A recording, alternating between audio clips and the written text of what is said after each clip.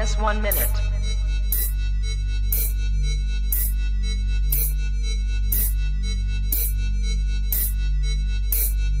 T minus 50 seconds.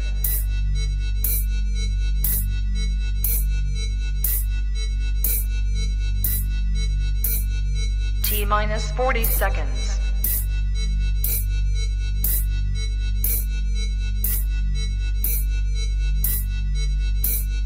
T minus 30 seconds.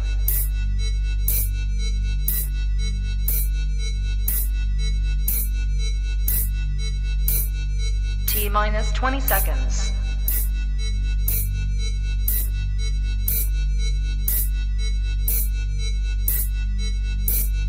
Ten, 9, 8, 7, 6, 5, 4, 3, 2, 1, 0.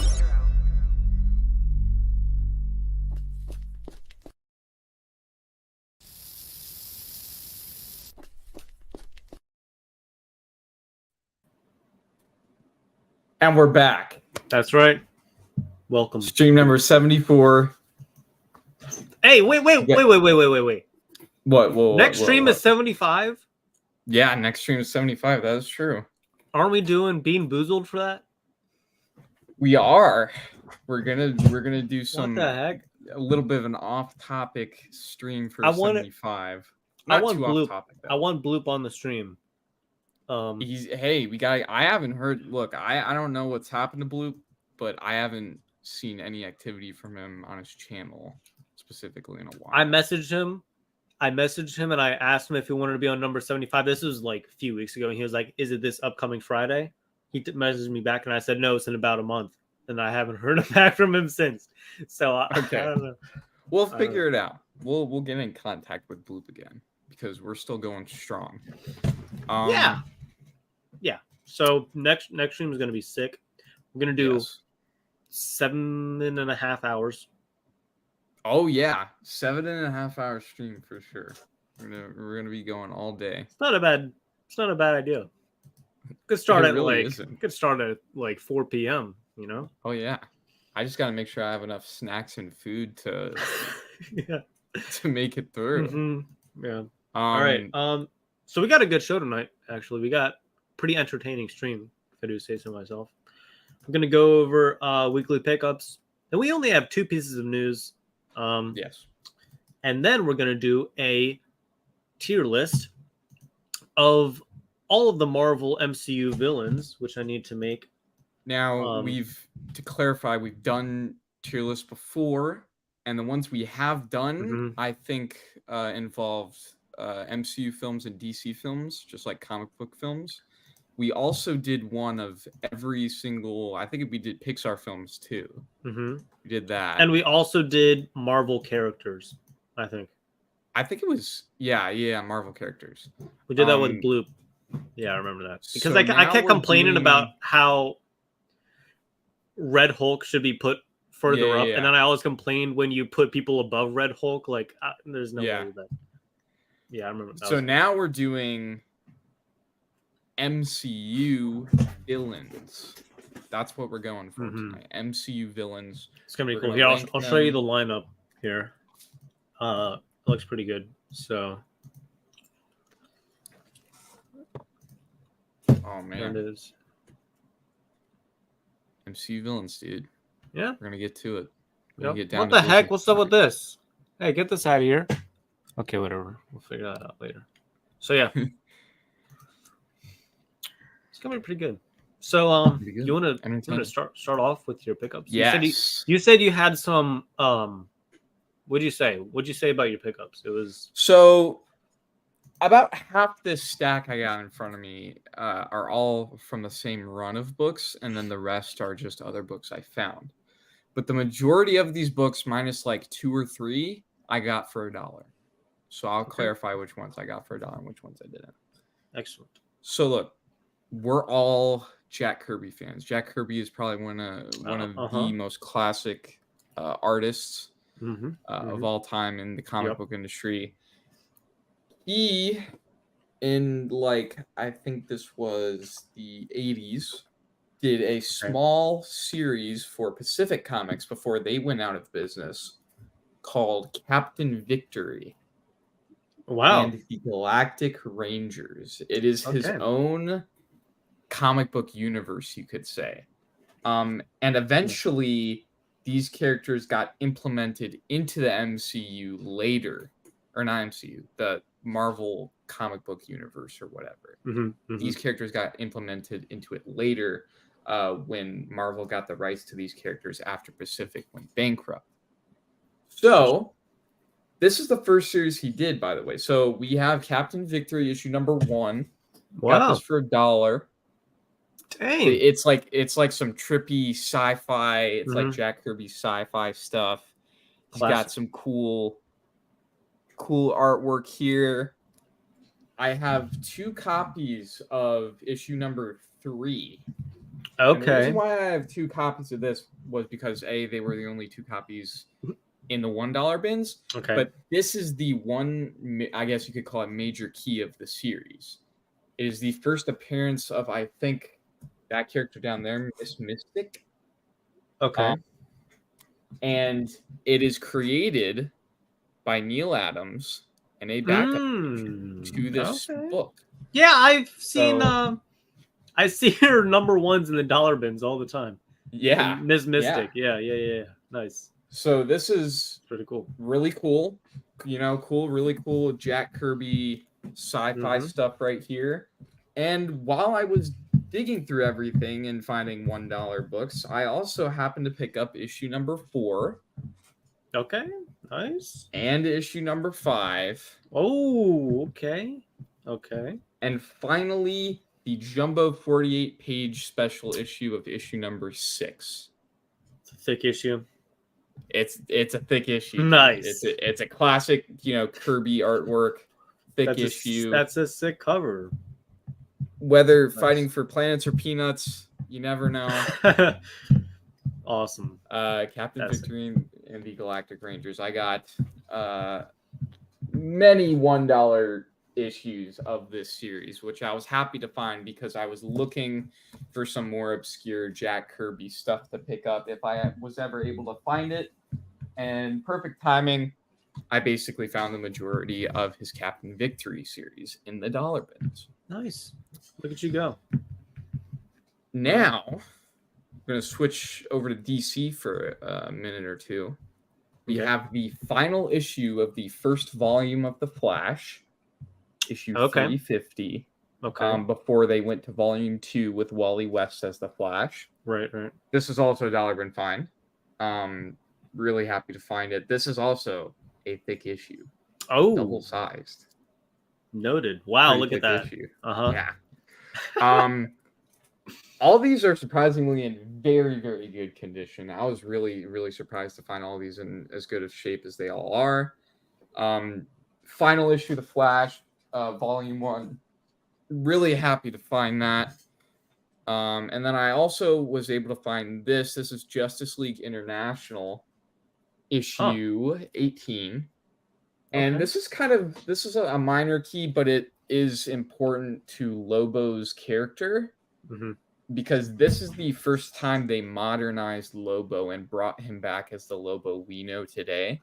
So they basically redesigned him and rewrote him to make him more of the Lobo that we know. Is that him on the cover there? Yeah, that's him on the cover. That's his redesign. He wears all that leather now. He's got that spiky hair. He's got that makeup on his face. He looks more like how we would know him today. And this is the first time they introduced that redesign to the public audience and everything. And it was met with praise. People liked Lobo from here on out. Minor key. Important to Lobo's character, though. So if anybody's specking on Lobo, if anybody thinks he's going to show up at some point in the DCU, whenever that may be, this is probably a good book to get because it's the first kind of remodernization or redesign of Lobo as a character. That was also $1. Nice. Okay, now we're getting into some of the better books of the haul. So here You have Wolverine Origins issue 11. This is a Okay. Quesada cover. This is the first appearance of Dakin, which is basically an evil Wolverine. This is his first full appearance. Wow. I okay. have his first. I have issue. I think it's either 12 or 13 of this series, which is Dakin's first cover appearance, which is severely undervalued. It's only like maybe a $5 book at max. Wow. Nice. His first full appearance though is this book, and it is the it's probably in the like $15 range. Okay. And I was able to get it for $3. Pretty good price. Wow. Really cool book. Nice. Really cool character. Really good Wolverine key to one of his more well-known villains in the comics. Nice. Next up, this is probably one of my favorites from the haul, along with the next few books. Daredevil issue 17 from 2020. Okay. This is like a $25, $30 book. I got mine for $8. I got this copy for $8. And I'll tell you why it's so expensive. Okay. That right there. Strange Academy preview. So this was during the comic book boom. And as we all know, Strange Academy #1 came out during this time. Absolutely skyrocketed based off the amount of new characters that were introduced and also the connection to Doctor Strange in that current run from that series. But the book absolutely went off the charts. I think it was going in the 9.8. I think it was going for like $500 at one point. Wow. Just like crazy, right? That also means all of the previews for the Strange Academy book also went up in value. And this book is still going very steadily. I love this cover, by the way. It's him in his Man Without Fear suit, which is basically just like a black shirt, wooden sticks. He's got like a black bandana. Classic Daredevil outfit. That's awesome. But the reason why this book is so expensive is because of the Strange Academy preview that's inside. So, really happy to pick this up. I guess it's a Daredevil key, but it's not really. It's more of a Strange Academy key. Just in a Daredevil book. So, really cool. I was able to pick that up for $8. I thought I got a good deal on it. For sure. Oh, man, dude. I'm so excited about this. I love Ghost Rider. Ghost Rider is one of my all-time favorite characters. Superheroes. Wow. I don't know. I guess he might be an anti-hero. I don't know what you would consider him. Yeah. He's one of my favorite, like hero-like characters. Okay. Specifically in Marvel. I've been looking for keys in his Volume 1 series for the longest time, but they are incredibly rare, and when you do find them, they're either not in good shape or incredibly overpriced. Yep. So when I found these couple books from the series, now I gotta look at the key significance of them because I forgot. Oh boy. As I do. Amateur. But I know it's embarrassing. But it's okay. Ghost Rider Volume 1, I was happy to find these books, dude. I was incredibly happy to find and as good as looking as they both are, both these copies. Key Collector's saying they're both going for around $10 right now. Okay. And I see eBay sold listings anywhere from like $5 to $25. So I guess it really depends on condition. And also Ghost Rider news, which we haven't gotten any Ghost Rider news in a while from the MCU, but who knows? He is a character we will be seeing in the future. So anyway, Ghost Rider issue 76 right here. Very nice cover. Okay. With Johnny Blaze fighting his alter ego. Yeah. It's also a newsstand. I don't know if that matters because I don't think this is the time period where newsstands. Yeah. Is it? Oh, yeah, it is. Yep. Okay, well, these are both newsstands, which is great. All right. Look at you. Ghost Rider 76 right here. First appearance of Zarathos as the entity separate from Johnny Blaze. So that's basically the Ghost Rider he's fighting. His name is Zarathos. Okay. And then it's also the first appearance of another demon that is a spirit of vengeance named Saturnine. Okay, gotcha. So it's basically just Cool. it's an appearance of like a couple Ghost Rider characters that are kind of minor to Johnny Blaze's overall story, but it's still one of the more expensive issues in the run. And I got mine for $4. Really good deal on the Ghost Rider front. And along with that, I also found this Ghost Rider 77, the issue after. Yeah, okay. Which is the origin of both of those characters that I told before. Nice. So we got the first appearance of them in this one, and the origin of both of them in this one. Nice, dude. And they're both, spirits of vengeance, demons that the devil, would send either to get Johnny Blaze or help him, or in this case, battle him. But that's the first two. And it's from Volume 1 of Ghost Rider. A couple really good minor keys of the run. Cheap, got them both for $4. I was very happy to find both of them for that price. And now I have some more Ghost Rider issues to add to my collection from Volume 1, which is always great. Cool. And the final issue... This is the final issue. Okay. The final issue, which I have been wanting for the longest time, an issue that I have continuously tried to track down, but never ended up getting because either the condition wasn't the best or the price wasn't right. This is the Amazing Spider-Man issue 346. Oh, yeah. And it's a newsstand. I don't even know if that matters. Yeah, but that's awesome. This thing, I got this for $4, I think, too. That's a good deal. That is a good incredibly deal. Nice. This thing, the only damage on this book is right down here by the staple. You can see there's a little bit of a staple crease right there. It doesn't really matter though. It looks good. Really it's clean, bro. It's a black cover. It looks clean. The whole book is clean. Spine is great. Cover looks amazing. Eric Larson goodness. Right Classic. here. Classic Eric Larson. That's awesome.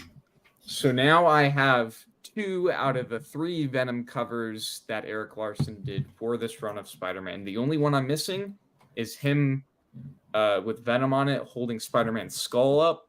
That is the only one I'm missing, and that is the one I have left to track down.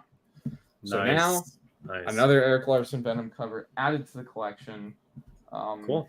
And added to the Venom portion. I think Venom, I'm speculating on this, but I think Venom is the most, is the character I've collected the most key issues for in my collection. And I say that because I have, the ASM 292, I have the ASM 300, I have the ASM, I think it was like, what was it? Or no, it's the Secret Wars. Secret Wars 8. So I got those 3 issues, which are all Venom keys, plus all the Eric Larson covers, and I'm gunning for an ASM 316. That's going to be next year's goal. All right, I see you. In terms of a big book for the year.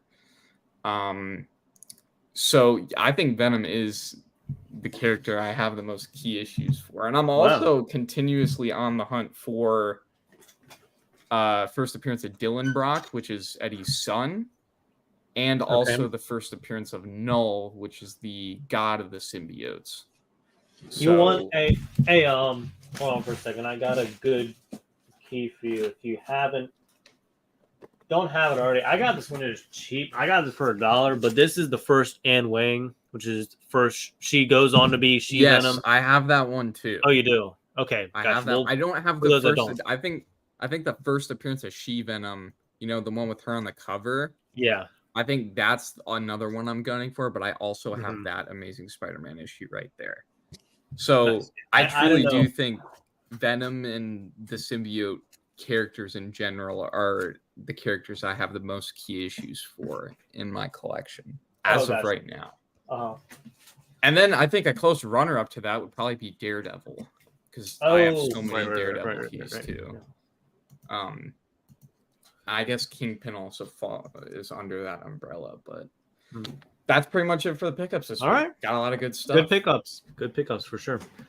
All right. Well, it's time to move on to news. Like I said, we only have 2 pieces of news. So let's just get into it.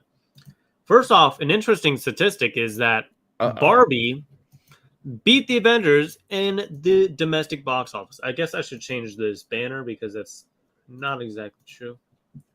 In the domestic box office. This is pretty crazy. That is crazy. Because the first Avengers movies is up there, I think, with one of the highest grossing films. I'm pretty sure. You could check that. Where? I think it's like on the top 20 or something. I think in domestic box office. It's important that we rank it in the domestic box office because it's not worldwide. Yeah. Let me see here. I got my sunglasses on. It's kind of hard to see.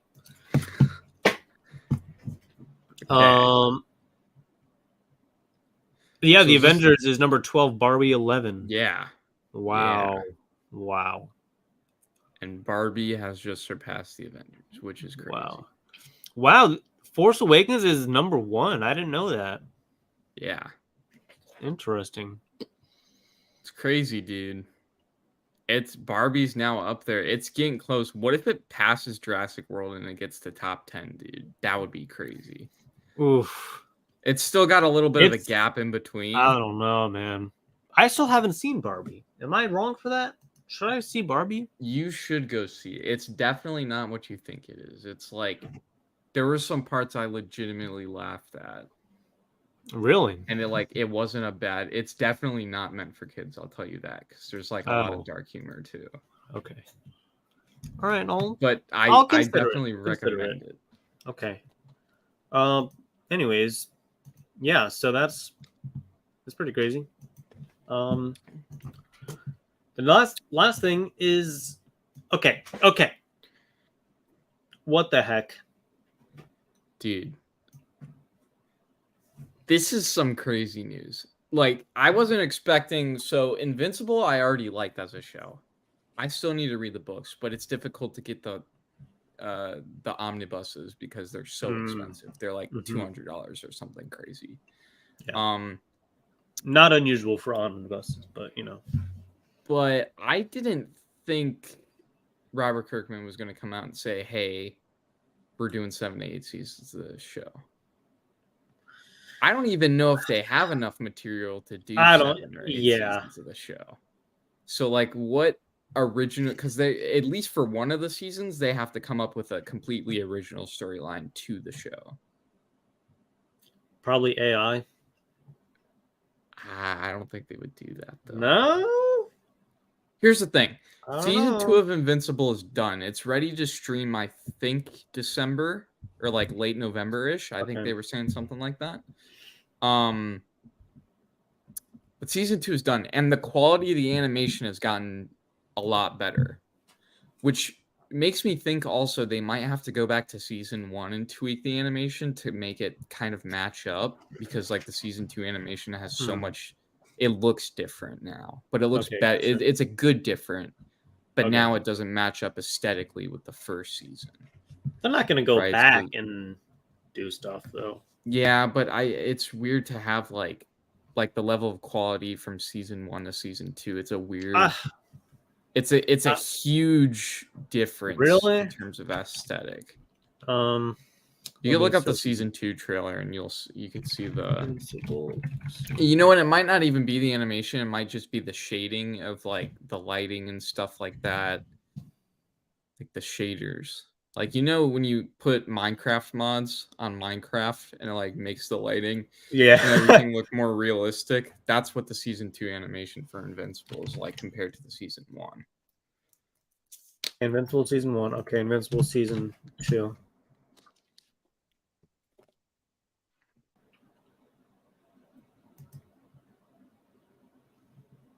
I don't know. I don't see anything.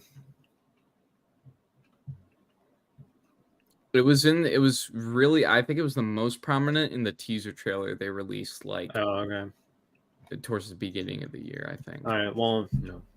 I mean that happens, you know. It happens with the Simpsons and stuff and all those shows Yeah. and stuff, you know. It's like, what are you gonna do? Okay, well, It's gonna be interesting though. If they're gonna do 7 to 8 seasons of this show, they need that's ridiculous. That's crazy. possibly one of the longest. Well, I don't want to say one of the longest animated shows because I know there's animes that are like 20-something seasons long. Well, think about the Simpsons. Like I just mentioned, that's like 30 seasons long or something. Yeah, that's like 30 seasons long. That's Still, for a show that had a first season and is taking this long to get a second season, even before the writer's strike and the actor's strike, it was already taking long to get off the ground because Amazon didn't want to renew it, right? So it's like, yeah, how can he go out and say this that they're gonna do? And now he wants to do 7 to 8 seasons when there isn't even a season 2 out yet. It's ambitious.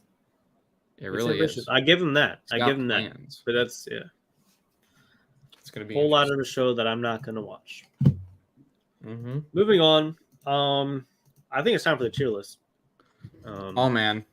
So for those of you who are joining us now who weren't here at the beginning, we're doing an MCU villains tier list tonight. We've done Marvel characters from the comics, and we've also done movies, Marvel movies and Pixar movies, but we haven't done an MCU villains tier list yet.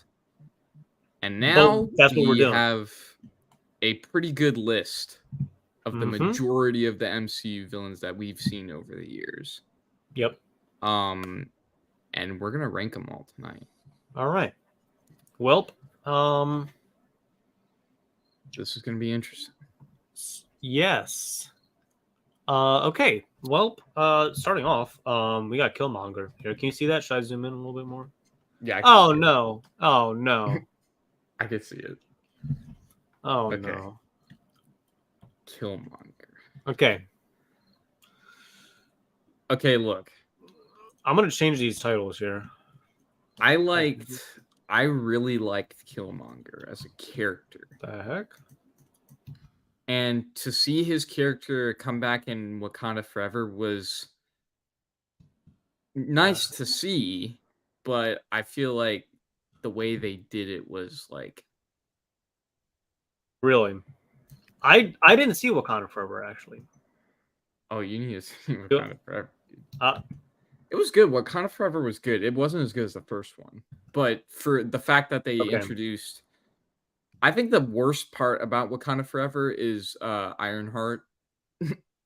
Oh, really? Did she look like crap? And her character was just like thrown in there. Okay, gotcha. Like she really didn't need to be there. She really didn't. Okay. The movie would have done just fine without her. But seeing Killmonger, and also considering he was in the first movie, I want to put him at A. Really? Because I think he's for a Black Panther villain, he was an incredibly good Black Panther villain. I'm thinking B for this one. Let's do high B. Let's go high B for now. Well, so far there's only B, but yeah. Okay. There's this guy. You see that guy there? That's one of the. Okay, I know who this is. So remember in the first Thor movie, God? He's the ice. He's one of he's one of the ice gods. They didn't Frost Giant. That's what it's called. Frost Giant. Yeah. We didn't really see much of them because I remember them giving Loki a mission and then sending him off, but we never saw them after that, and we haven't seen them in the MCU since.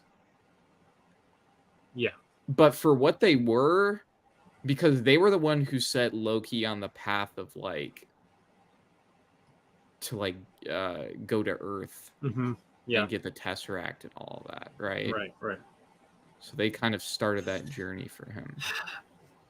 But as villains, as in terms of their presence in the MCU, it was a bit underplayed.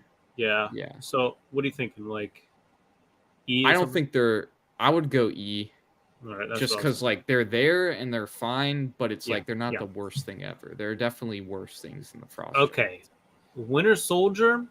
Winter Soldier, dude. I That's want to got to say, be A. yeah. Let's put it at A. I was gonna say S Really? because I liked the Winter Soldier movie so much. Mm-hmm. And to see Bucky come back in that way that they did it, and they did it perfectly. Yeah, with the Winter Soldier storyline. for sure. So I would keep it at A for now, Okay. and then we'll tweak it later if we have Yeah. to. Okay, sounds good. Mysterio. Okay, I really liked Mysterio. I've got Tyler Durden up in here. Okay, I wasn't a fan of No Way Home, but I liked Mysterio. you weren't a I fan really of No Way like Home? this. What are you talking about? The thing with No Way Home not No Way Home, sorry, Far From Home. Far From Home. Oh, okay. The thing Well, with that- Far that's From what- Home yeah. for me is that it is such a filler movie. It just feels like a filler movie because think about it. During Far From Home, what was everyone thinking about? Was that after Endgame? That was like right after Yeah. Endgame, right? And everyone was, I forgot what movie everyone was waiting for, but it wasn't Far From Home. Far From Home was right after Endgame, and people were expecting something. They were waiting for something else, and it was a movie that I feel like we could have done without. But because they did Mysterio so well, it made me enjoy it just a little bit more than I probably would have if he wasn't in it. Okay, I can agree with that. Because I think they got his whole design.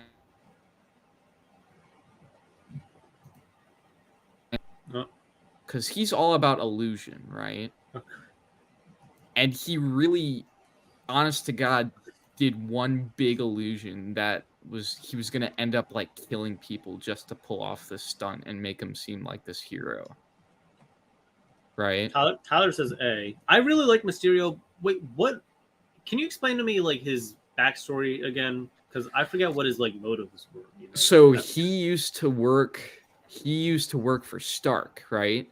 He was the one that created all of the hologram tech that Stark used, right? But he never got any of the credit for it. So then Stark fired him, and then he basically went on this whole thing using that hologram tech, and also by taking over the drones. That was his whole plan to get, because he knew Peter had control over What's up, film dude? How you doing? A long time no see. Oh boy. So, oh brother. Mysterio's whole plan. Jaeger is it? Sorry. Continue. You can continue. Back, dude. Continue. So the whole thing with Mysterio, right, is that he knew Peter Parker basically he was in Stark's will somewhere about because he had Edith, right? So we got the whole AI system that controlled the drones. Yeah. To pull off Mysterio's plan about making him seem like a hero was to get the drones, and he did that by manipulating Peter Parker, right? Okay. To give him the glasses, and then the glasses controlled Edith, which controlled the drones, which he would use to enact his huge illusion attack on Earth from another dimension to make it seem like he was the hero. That way he could become like Iron Man status in the world. Yeah. Be like, kind of get back at Tony even after his death. I am thinking. I'm good with that. Okay. That's where I would, because I don't think he's better than Winter Soldier. No way. I do think he's better than Killmonger. Okay, this guy from Thor. So this was the guy. He wasn't. I'd say I'd put him on the level of the Frost Giants, to be honest, because we only saw him at the beginning and at the very end of Thor Ragnarok. No, wait. Do you remember the scene at the very end of Ragnarok when he attacked and Hulk jumped at him and he slapped Hulk and Hulk went flying back towards the Rainbow Bridge? That was a funny scene. This is what I'm doing. Okay. Yeah. All right. I think it's cool. He did some destruction. The Frost Giant. I don't remember what he did. I don't know if he did anything. No, that guy. Whatever his name is on C. Who we just put in C.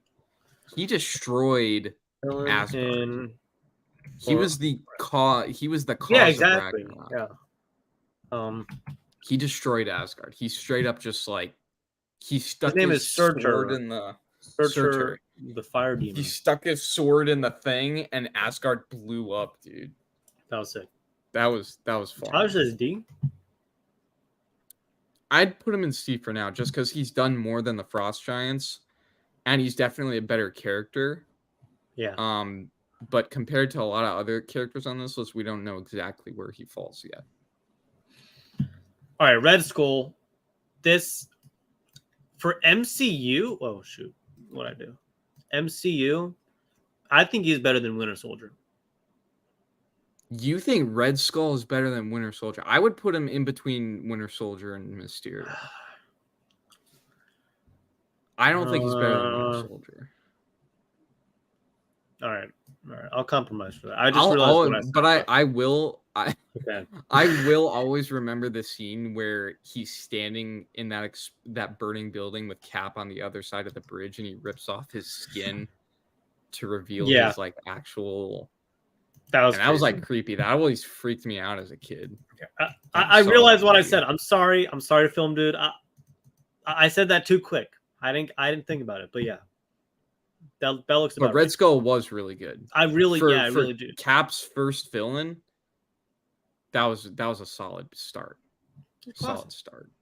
Okay, the Vulture. Here's the thing.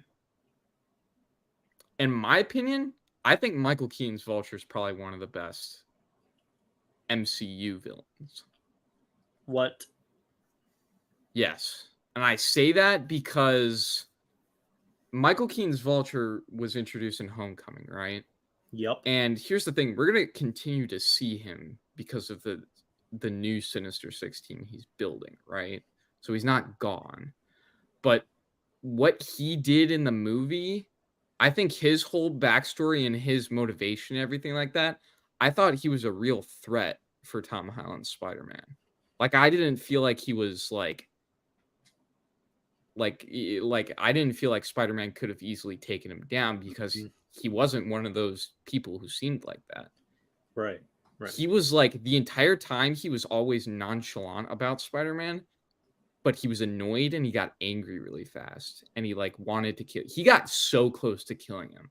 I forgot what happened that made him like, because remember at the very end when he made that plane crash with all the Stark stuff in it? Uh-huh. And he like held Spider-Man down with his claw feet in the sand on the beach. I forgot what stopped him from killing him, but he would have killed him if he had the chance. And you know what made it even worse? He was the dad of the dude Peter was dating in that movie. Yeah. Not the dude. The girl, what's her name? I forgot what her name was. But was it Gwen? He was the dad, and no, it wasn't Gwen. It was a random girl? It was that other random girl he was dating. Okay. All right. I forgot what her name was. But he was the dad, dude. And that was a crazy plot twist when we found out he was the father. And then there was that whole scene where he drove them all to Homecoming and kept Peter in the car because he found out he was Spider-Man, right? And then he threatened him, right? Right. Film Dude said he was predictable, not interesting, nor crazy or menacing. Oh, he was menacing, dude. He wasn't. Yeah, I'm not saying he's one of the craziest villains of all time, but he was for sure menacing, and he was an interesting character because it also showed us the backstory of him, what happened to him in the first Avengers movie when he started to yeah, that was he started to take all the he started to use all the and then it got shut down by SHIELD and SHIELD took over, and then he got angry because he wasn't allowed to take any of that technology and use it for himself. Yeah. This is where I'm going to put him. Because he also... I'm gonna put him right here. Yeah, that's fine. I just didn't want him to be super low because I feel like he deserves better than that. Yeah, for sure. Yeah. Agatha, on the other hand, it's Agatha. I want to put her in F so bad. I don't think she's better than the Frost Giants. Really? The thing with Agatha is that, look, we only first of all, nobody knew who she was when she showed up. True. Right? It had to be explained, True. which is like, and they honestly could have gone with a lot of other big bads of the series other than Agatha, because no one knows who she was, right? Tyler Agatha wants was to not. give her the D. I wouldn't even put her in D, dude. Because here's the thing. Remember at the end of WandaVision when I forgot? Oh, Wanda wiped her memory and she just became this like frail old woman. Yeah, that's right. Do you remember I when do. like at the end of WandaVision where Wanda reset everything and like made everyone forget, but it also affected what's her name? Agatha. And she lost all of her memory from everything that happened, like the dark hold and all of it. And then she turned into this like normal woman at the very end, and it's like she's like non-existent anymore. Do you remember when she talked to her? Yeah. When Agatha was like on the ground at the very end, and she looked up and she saw Scarlet Witch floating down, and then Scarlet Witch was like, "You can't hurt anyone anymore." And then she was like, "What are you talking about?" I swear, dude, Agatha was she just didn't need to be there. Because the other thing is too, she wasn't even the main villain of the series, right? She was kind of just thrown in because the whole thing was that Wanda didn't know she was in this world she made up. Yeah. But she did make it up. And she didn't even really realize it until she started like seeing visions and stuff like that. Yeah. And then she finally found, it was only when she found out about Agatha living there is when she started to wake up from that dream and realize and stop being, in denial and stuff. Yeah. But then she kind of just like clean slated everything and like wiped everyone's memory. I'll give her F. I just hate it. Okay, so this is Aldrich Killian. And the reason why I know is Aldrich Killian. The reason why I know his full name is because we watched Iron Man 3 in one of my film classes the other week. Film dude said, I wouldn't put F her. Wait, you said you watched... Wait, what'd you watch? Iron Man. He's the villain in Iron Man 3. Yeah. And you watched that in the film? Aldrich Killian. So here's the thing. He's technically the Mandarin of the MCU. Because the actual Mandarin was an actor. Yeah. So he wasn't really the Mandarin. This guy was the Mandarin because he was the one doing all the bombings and stuff. Yeah. In terms of an Iron Man villain, he's not bad at all. He was a good villain for Iron Man 3, but also the concept of like what he was, because remember he like did those experiments where he worked with cells and he made them like bombs. He made each cell in a human body a bomb, and that's how they became like thermal. Yeah. Like the thermal people or whatever. Like that concept was never a character in the actual comics, but the Mandarin character was. And they used the Mandarin character to mask what Aldrich Killian was to, get more, because people knew who the Mandarin was as an Iron Man villain, right? But when they basically told the audience that the Mandarin was an actor and there is no real Mandarin and this guy's the only villain, it was kind of just like a meh, like kind of like a throwaway for the Mandarin character, right? Right. But I mean, Aldrich Killian wasn't the worst placeholder, Like he was still a good villain. I would put him in C. C? Yeah. Okay. Hold on for a second. And it's funny too is that Aldrich Killian really didn't have a motive. I'll put him above, because he didn't have a motive. The only thing was that Stark never listened to him about investing in the idea of the research that and he forgot about him. And then Aldrich Killian started to weaponize it after he did more research on it, right? And once he started to weaponize it, he became this like psychopath killer who used humans as bombs and like start doing mock terrorist attacks on the country to get what he wanted. He basically just became a psychopath. Some dude said So. E for excrement.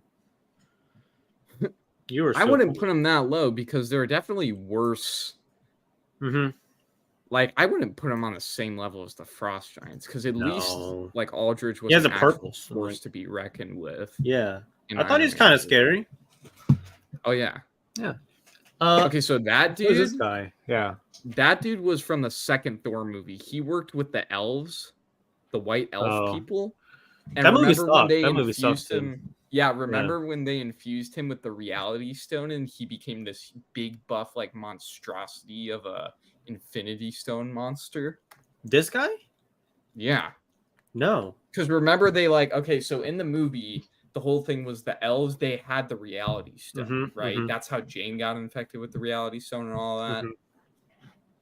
So, and then they started to weaponize it, right? And they injected it into that buff dude right there, and it made him even more stronger. Okay.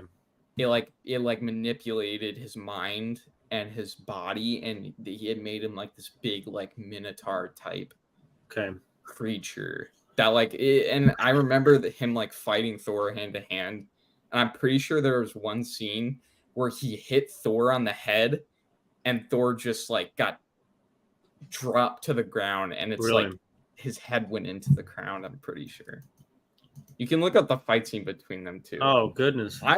He wasn't really I would probably put him at D because it's like above Frost Giant. Yeah, just because he could take on Thor, but he was also in the movie for like maybe not even half the time. Film dude said E and F need to be switched. No, dude, Agatha was so bad. The Frost Giants actually had a purpose in the sense that they put Loki on the path he was on, right? And you also got to think Loki is a Frost Giant. People forget that. I feel like people forget that Loki is a Frost Giant. He's half Frost Giant.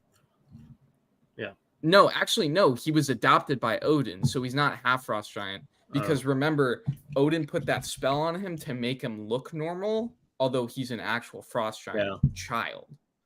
So it's like Loki's a Frost Giant. But it's like Agatha just sucks. She was introduced too late, and they did too little with her, and then they literally wiped her mind at the very end and made her a normal person, which was annoying.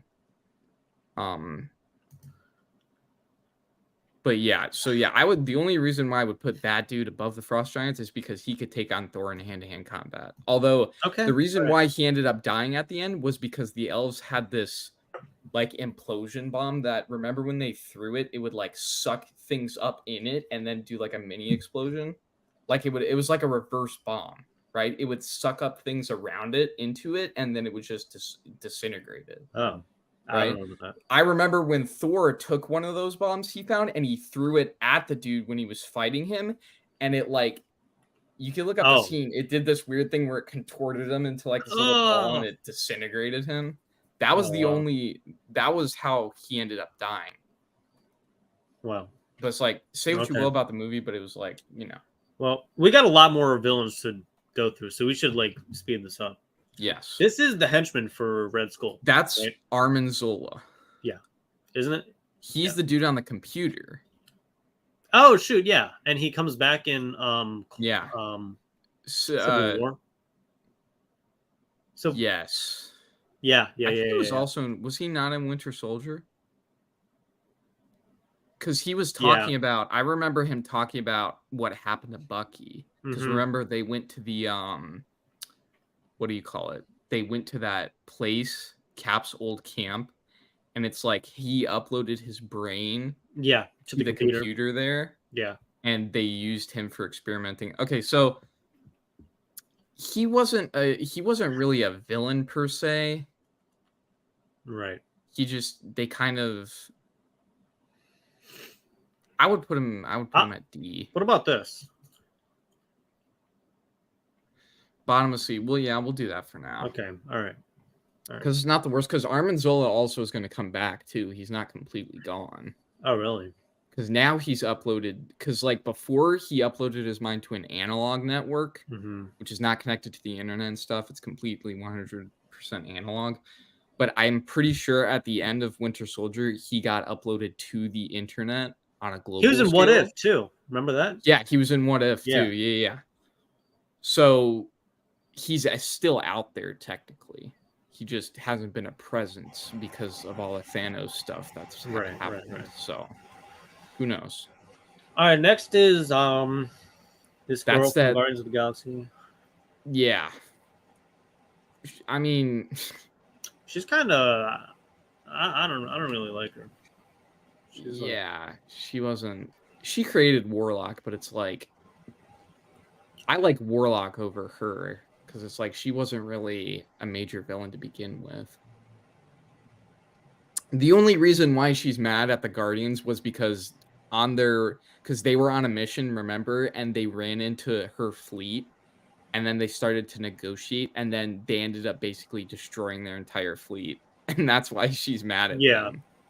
I'll give her then this. she went How on about this that? whole rampage thing with she went on that whole rampage thing of like making warlocks to like kill the Guardians and stuff, but of course that didn't work out.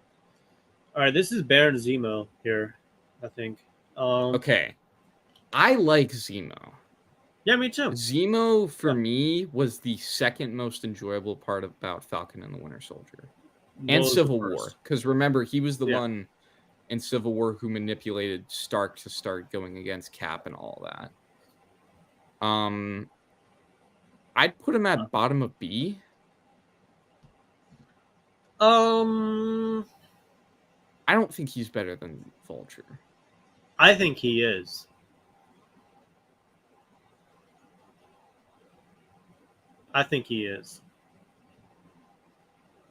Yeah, put him. Well, are you sure? Because you got to think about this too. He never actually did anything. It was all like mind tricks and stuff. Because remember, he was the one who read that book to Bucky to make him revert back to his Winter Soldier form whenever he wanted him to. He also manipulated Stark into hating Bucky and Cap because of what Bucky did to his father while he was still being controlled. He's kind of just like a terrorist, basically. He really is. So. And then what do you call it? Yeah, I would just put him there. Okay, you're right. Because I think he's better than Killian. I agree. I think he's better than Killian in the sense that he's been around for longer, and he's also he has put things in place that have influenced the events of the MCU since Civil War. What are you talking about, film dude? No. Because here's the thing, all the people in C are like one-offs.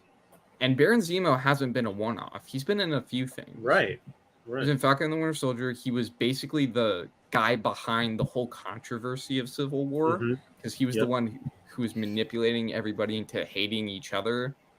Because he was the one who mind-controlled Bucky by reading him that book, right? He was also the one who killed all the S.H.I.E.L.D. operatives who were trying to track him down. Because remember, there's that whole scene where S.H.I.E.L.D. had a couple guys go after him, and then they found the dead S.H.I.E.L.D. agents in like a tub somewhere. I don't know if you remember that scene. War. I remember that scene. That was a crazy scene. Okay, now this is the real Mandarin here, or the Mandarin, the guy, the actor Mandarin. He was pretty funny. He was good. He was funny. You know, he was a good But the thing is that he wasn't really he wasn't really the Mandarin.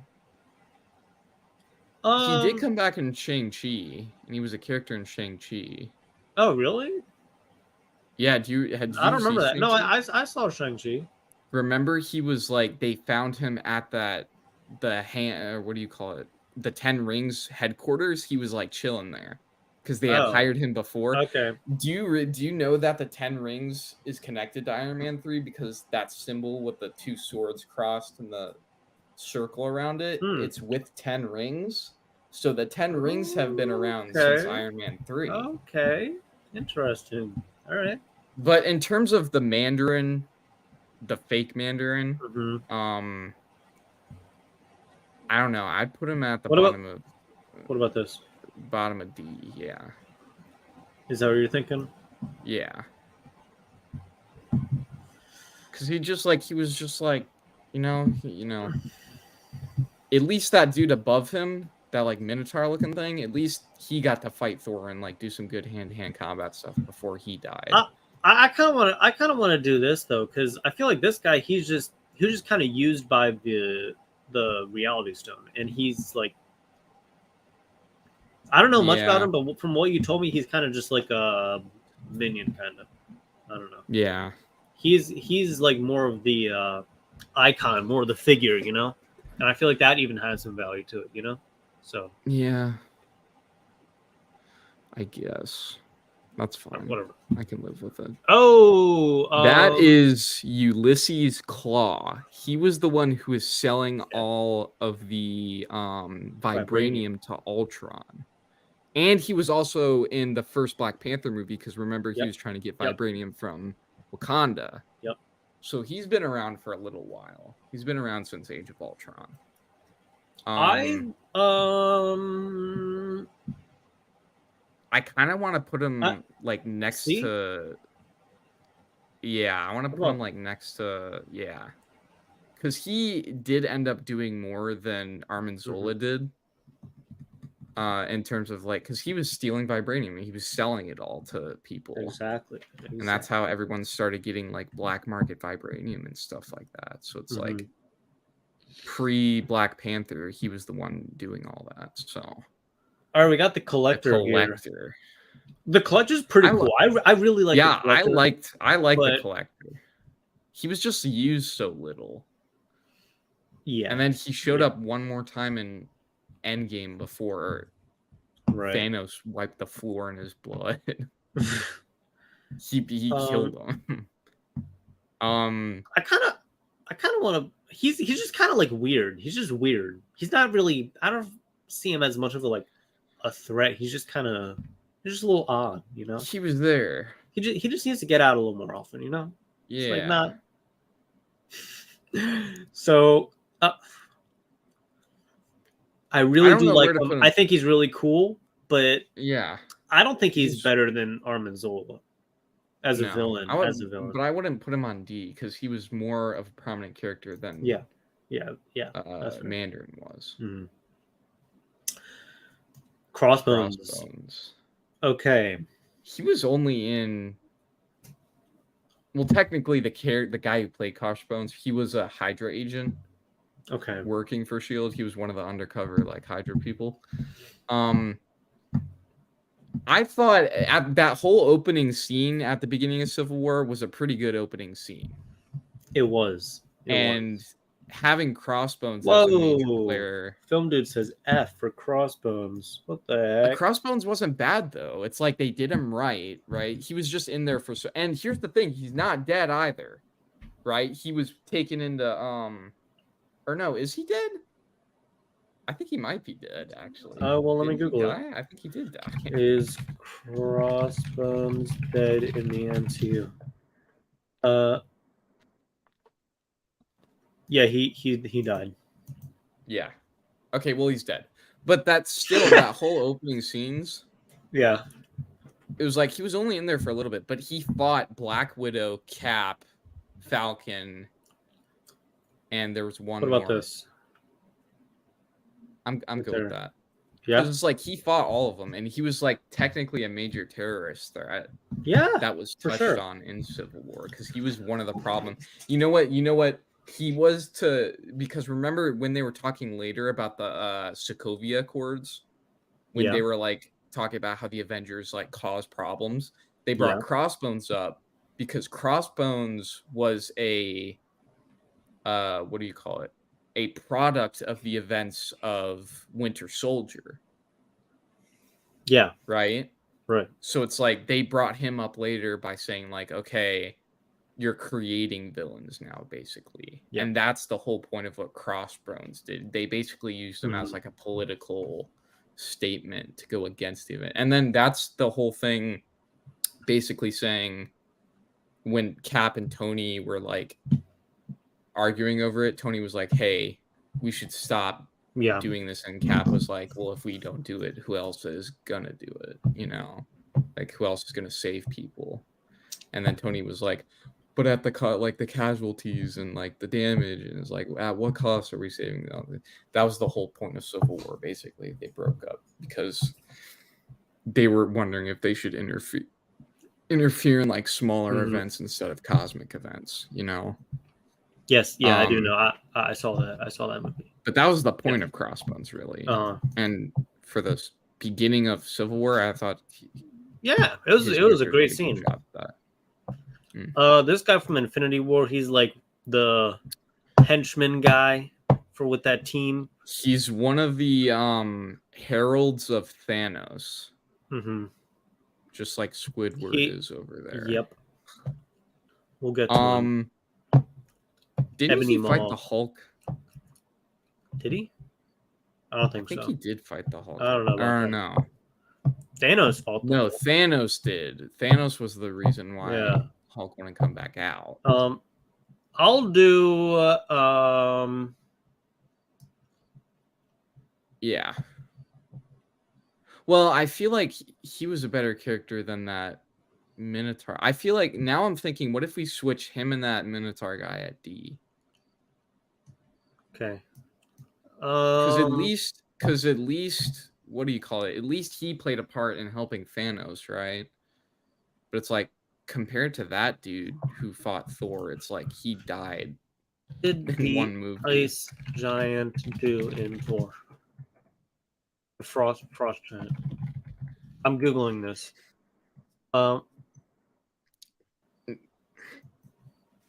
A group of frost giants kidnapped Sif while she tried to recover the blood axe from the Dark Elves. So Thor went to Jotunheim to retrieve her. He convinced the frost giant to reveal that Sif was in the catacombs, so he rushed after her, fighting frost giants along the way.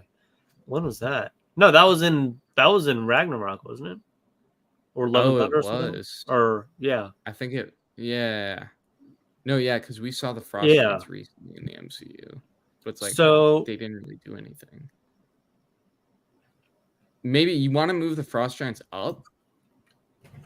I kind of want like bottom of D. Yeah, let's do that, and I want to move this guy down to here. Yeah, because I feel like just because a villain doesn't get like action time doesn't mean they're a bad villain. Yeah, because they still have weight to them, kind of. Yeah. In fact, I might even do that. Yeah, I'm fine with that. That looks good. That looks good. Okay. Glad we can come to Dormammu. He's pretty good. I personally, the first Doctor Strange movie, I feel like is still one of the better MCU movies. Mm-hmm. Not one of the best, but it's definitely up there. And Dormammu was a solid villain because it wasn't necessarily Dormammu the entire time, but it was his heralds who were like excommunicado from the what do you call it? The Ancient One's Temple or whatever, the School of the Mystic Arts or whatever. I would put him.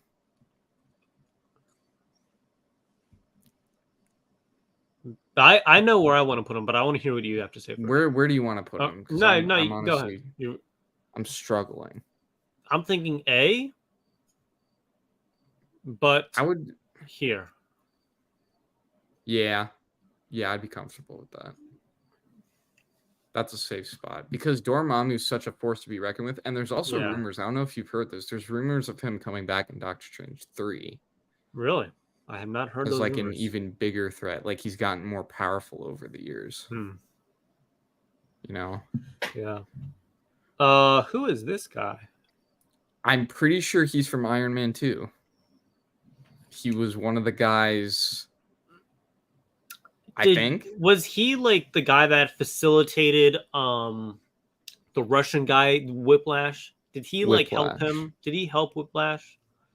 Or what? Yes. Yes. Iron Man 2 cast. Let me search up the cast and find his picture. I think that's him, right? I thought he was from Iron Man 2. I don't think that is him.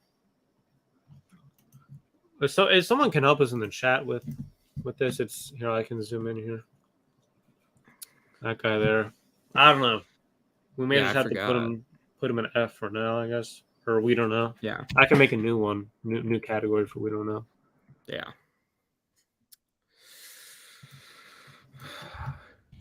What the? Stop it.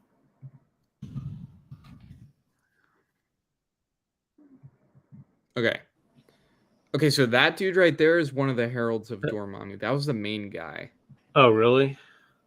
Yeah. This? Who fought Doctor Strange in the Sanctum. Okay. Um I don't really remember that. Oh, film dude remember in the said. first Doctor Strange movie there was always like in the first Doctor Strange movie there were 3 people who were heralds of Dormammu who were always chasing after Strange. Mm-hmm. Do you remember that whole scene in the Sanctum when they like bombed the other Sanctum and like Strange went to go protect one and I don't remember that at all. you don't remember that? I don't remember that. No. There was that whole hallway scene that was trippy because the hallway kept rotating and he kept fighting like 3 guys at one time. I remember the time loop scene with Dormammu. No, it was before that. I don't know. Whatever. I'll just. I'd wherever put you wanna him put this guy, because wherever. here's the thing. He did die at the end, but he also gave Strange a lot to think about on a philosophical level. Okay. I want to put him at the bottom of D. Okay. Because he was basically channeling Dormammu's energy. He was basically an avatar to Dormammu. So it's like, I don't want to put him too low because it's like he's kind of almost on the same level as Dormammu, but it's like he did less. All right, I can respect that. Ebony Maw. Ebony Maw. Ebony Maw was interesting. He was. Because you know what's weird is like he could have, if he stayed alive, I don't think he came back in Endgame, did he? When they went back in time? I think he. I actually have no idea. I forgot. All I know is he was Infinity War and he's kind of just like a surface level villain, kind of. He's just bad. He's a henchman. He's strong, dude. Remember he like I know, yeah, I remember he went up against Iron Man, he went up against Doctor Strange, he went up against Spider-Man, he went up against Hulk even before, you know. He also went up against Thor and Loki. I know. Like he's strong and he's good, but like he's just a bad guy. You know, I feel like a lot of these other villains are bad. I want to put him above the Collector. Like right there. I don't know. I kind of like the Collector more. I kind of like this guy's so basic, but the Collector is quirky and fun. You know, he's like yeah, that's fine. Cool. And plus, yeah. All right. Okay, Ego. See, now someone like this villain, like he has more of a purpose, and like I feel like Ego is interesting, but I don't want to praise him too much. I'd put him at the bottom of B. Really, I don't know if he's better than. Oh well. I think he's better than the majority of C. Okay, you're right. But I don't think he's better than Baron Zemo or Vulture or Killmonger. No. Okay. That's fitting. Yeah. Okay, Thanos? The man himself. I just want to put him on an S. Just like... Because if you think about it, the entire Infinity Saga basically centered around all the Infinity Stones at first per movie. Like each movie kind of focused on the stones, and then as we got closer and closer to Infinity War and Endgame, like we got to see more of Thanos, and obviously we all know what he did in Infinity War, so it's like, and then he came back again in Endgame, except this time he lost, but he honestly could have won a second time if Iron Man hadn't been there. If like Tony would have been occupied with something else, he probably would have won again. Yeah. He's kind of the GOAT villain of of the MCU right now. With a villain like that had that much of a character arc. Yeah. And he's A been story around arc, since the there's- first Avengers movie, Yes. too. The only person that had that big of a character arc is Iron Man in the Yeah. MCU. Only other person. Maybe And I Cap. remember, Cap. you know what? Technically, You know what I think think Cap. was like, Yeah. You know what I think was like the scariest moment for me when I was watching any movie in the Infinity Saga? What's that? At the end of Thor Ragnarok, when we see his ship tower over the Asgardian ship, and then it was just like Thor will it was like Thor will be back or something, or like Thor will return. It said Thor will return and then they showed like a preview of Infinity War after Ragnarok was over. And that's what scared me, but also made me extremely hyped for Infinity War. Mm-hmm. And obviously Infinity War came out, everyone lost. And then Endgame came out, and then it was just this huge... That was epic. Who is this guy? That is Ghost. She is from Ant-Man and the Wasp. Eh. To be honest, I did not like her at all. She was like a whiny... I forgot a lot. Most of she was like extremely just like... It's because she was sick and she needed Ant-Man's tech. She kept trying to steal from them to like survive or whatever. But it was like she was also just like... What about that? Whining about the entire time and how she was like... Yeah. Okay. Yeah, I'd be comfortable with that. All right. Oh. Okay. Oh, John Walker. We're gonna be very divided on this. John Walker was my favorite part of Falcon and the Winter Soldier. That is the only reason why I kept watching that show. I'm not gonna lie. All right.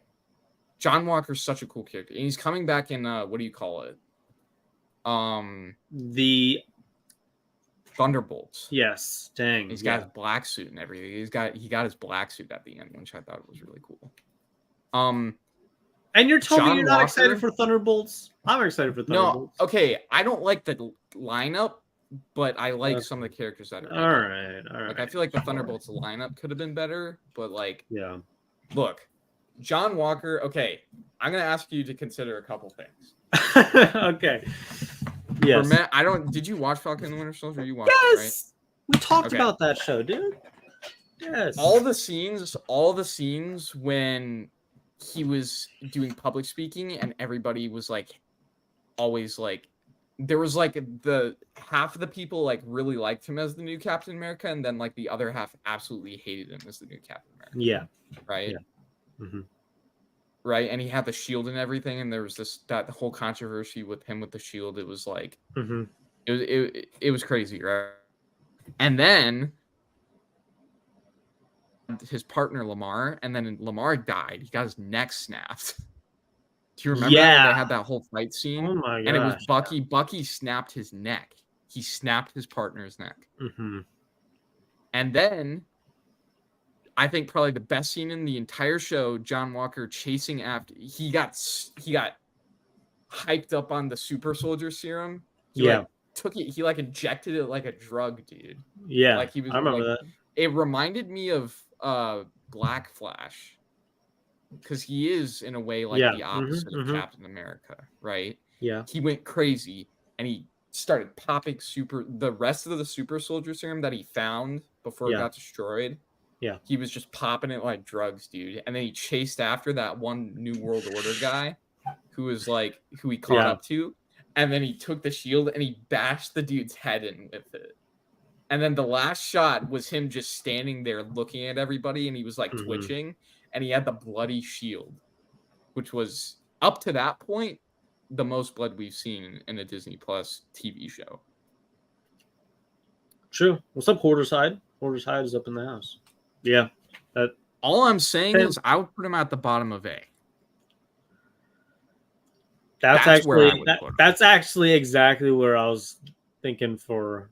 And the reason why I like him better than Killmonger is because he's a super soldier now. Like he's like Captain America, but he's more insane and he's unstable and he's basically the opposite of what Captain America stands for now. He's like unhinged, an unhinged Captain America, which is crazy. But This it's is like the time. they This did. is the timekeeper. Or the Faith That Banner was- was one of the best actors to ever appear in the MCU. No, I thought the actor was great. I just Yeah. don't think he was As a utilized villain. right. Yeah.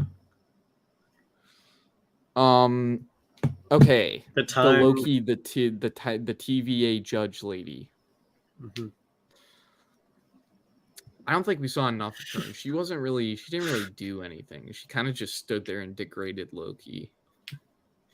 She was like, You're a mistake. Yeah. You can't be here. She would just stand there and yell at him.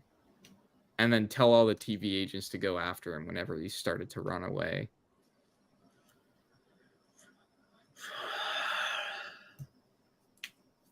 Yeah. I thought she was better than Agatha, but it's like... Hoarder's High, do you know who this guy is here? Do you know who that is? I swear he's in Iron Man 2. I thought he was in Iron Man 2. I thought he was one of the dudes working with Flash. Film dude had to ask HG for a shout out. Yeah. You don't have to ask me for a shout. I mean, you did, and I give you a shout out, but just because that was the first comment you put. Yeah, it's this guy right here. I don't know. If you figure it out, let us know. Okay, Nebula. Nebula, when she was in her edgy At least villain B. phase. Yeah. At least B. I want to put her above Ego, but I can't bring What about- myself to put her above Baron Zemo. I think she is. All right, this is my The thing with Baron Zemo is that he influenced all the actions of everybody. He manipulated the entire Avengers team to go against each other.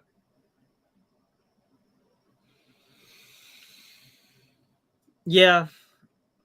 Whereas Nebula was basically Okay. she was a herald of Thanos, and she went and fought her sister whenever she needed to. I feel like Nebula is such a shaky character in the MCU, and she always has been. I feel because she's been like in between. She's like Loki, basically. She's an She's like been anti-hero. in between sides, kind of. You know. Yeah. I feel like that has to do with moral conflictions, and also just like the way the story goes, like whether she's in the right like time or whatever. Yeah. You know, like. So, I feel like she has more to bring to the table than Baron Zemo in terms of character depth. Okay, because she's like the sister that she's like not good enough. But right? She's also remember that she's not really a villain anymore. As of Guardians of the Galaxy 3. That's what's holding me back from putting her here because is she really a villain? Is she like Baron Zemo level? I would just put Better her than because I think Ego? she's definitely a better character right. than Ego. You're right. All right. Her spot's justified there. That's fair. Oh, is this one of the people from the Falcon and the Winter Soldier? Dude, no, we can't. Oh my God, I hated her, dude. Remember, she was just the entire time she was complaining. This is why everyone hated her too. She was complaining the entire time.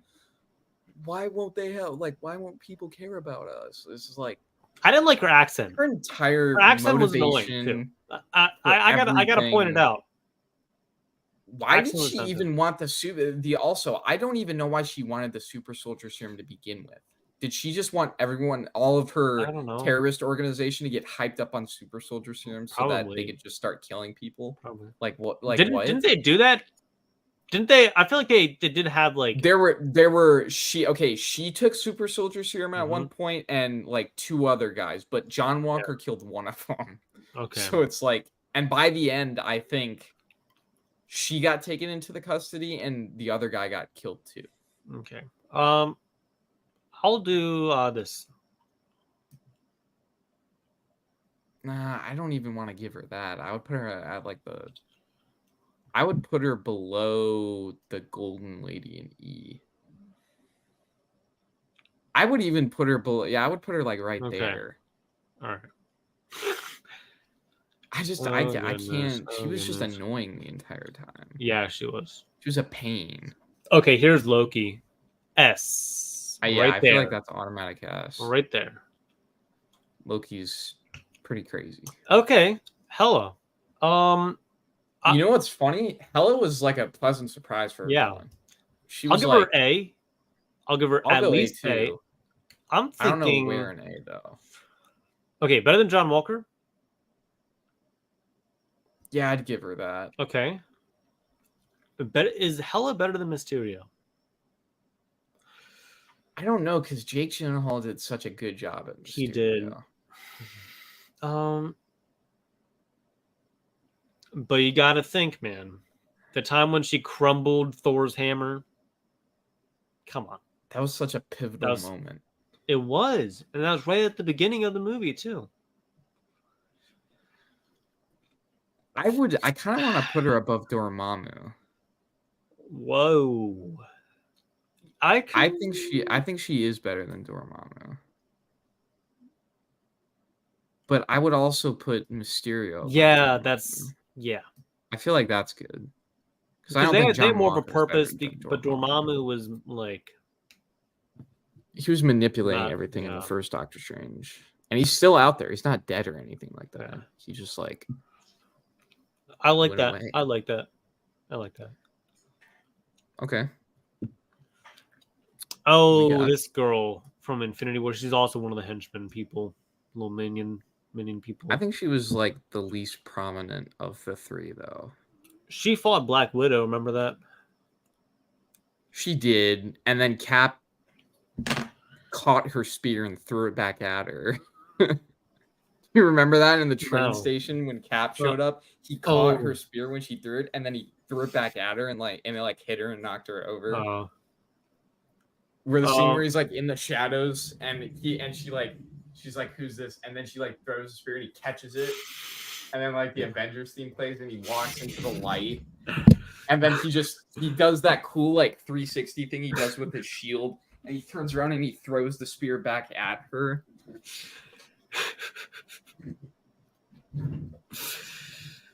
Oh my gosh. No, I don't remember that, but that was amazing seeing you reenact that for me. So thank you. I would put her at the bottom of E. Okay. She didn't really do anything. She was after just, all of that, like I'd put her at the bottom. But it's like I was praising Captain America in that scene. True. Dude. She didn't do anything. All right. She got bested by him. Oh man. Okay. Ronan. Okay, so I'm thinking he's gonna be low C, high D, probably around that range. I want to put him above Ebony Maw because he was basically Ebony Maw before we even knew about Ebony Maw. True. Because remember, he had one of the Infinity Stones, right? Yep. And he was basically doing Thanos' bidding, but then he lost the Infinity Stone, so and then he died. But it's like he was basically doing Ebony Maw's job before Ebony Maw came onto the scene. Yeah. He was just like true. And then the Guardians got him. And plus he actually had an Infinity Stone, which was a big deal. Oh yeah. But so did the Collector as well. Did they have the same Infinity Stone? I think the Collector had Power Stone at one point. Okay. Ronan had the Power Stone in his hammer. I think the Collector at one point had the Power Stone and the Reality Stone. Oh. Because remember, there was that capsule they put the Reality Stone in. That like cylindrical one that was glass, and it was just kind of floating around in there, and it's like dust form or whatever. Yeah. And then the Collector got a hold of it at some point because he stole it from Asgard or whatever. He got someone to steal it for Asgard. That was like a post-credit scene when he got a hold of the Reality Stone. Right. But I remember that. Oh, who is this guy? I recognize his face.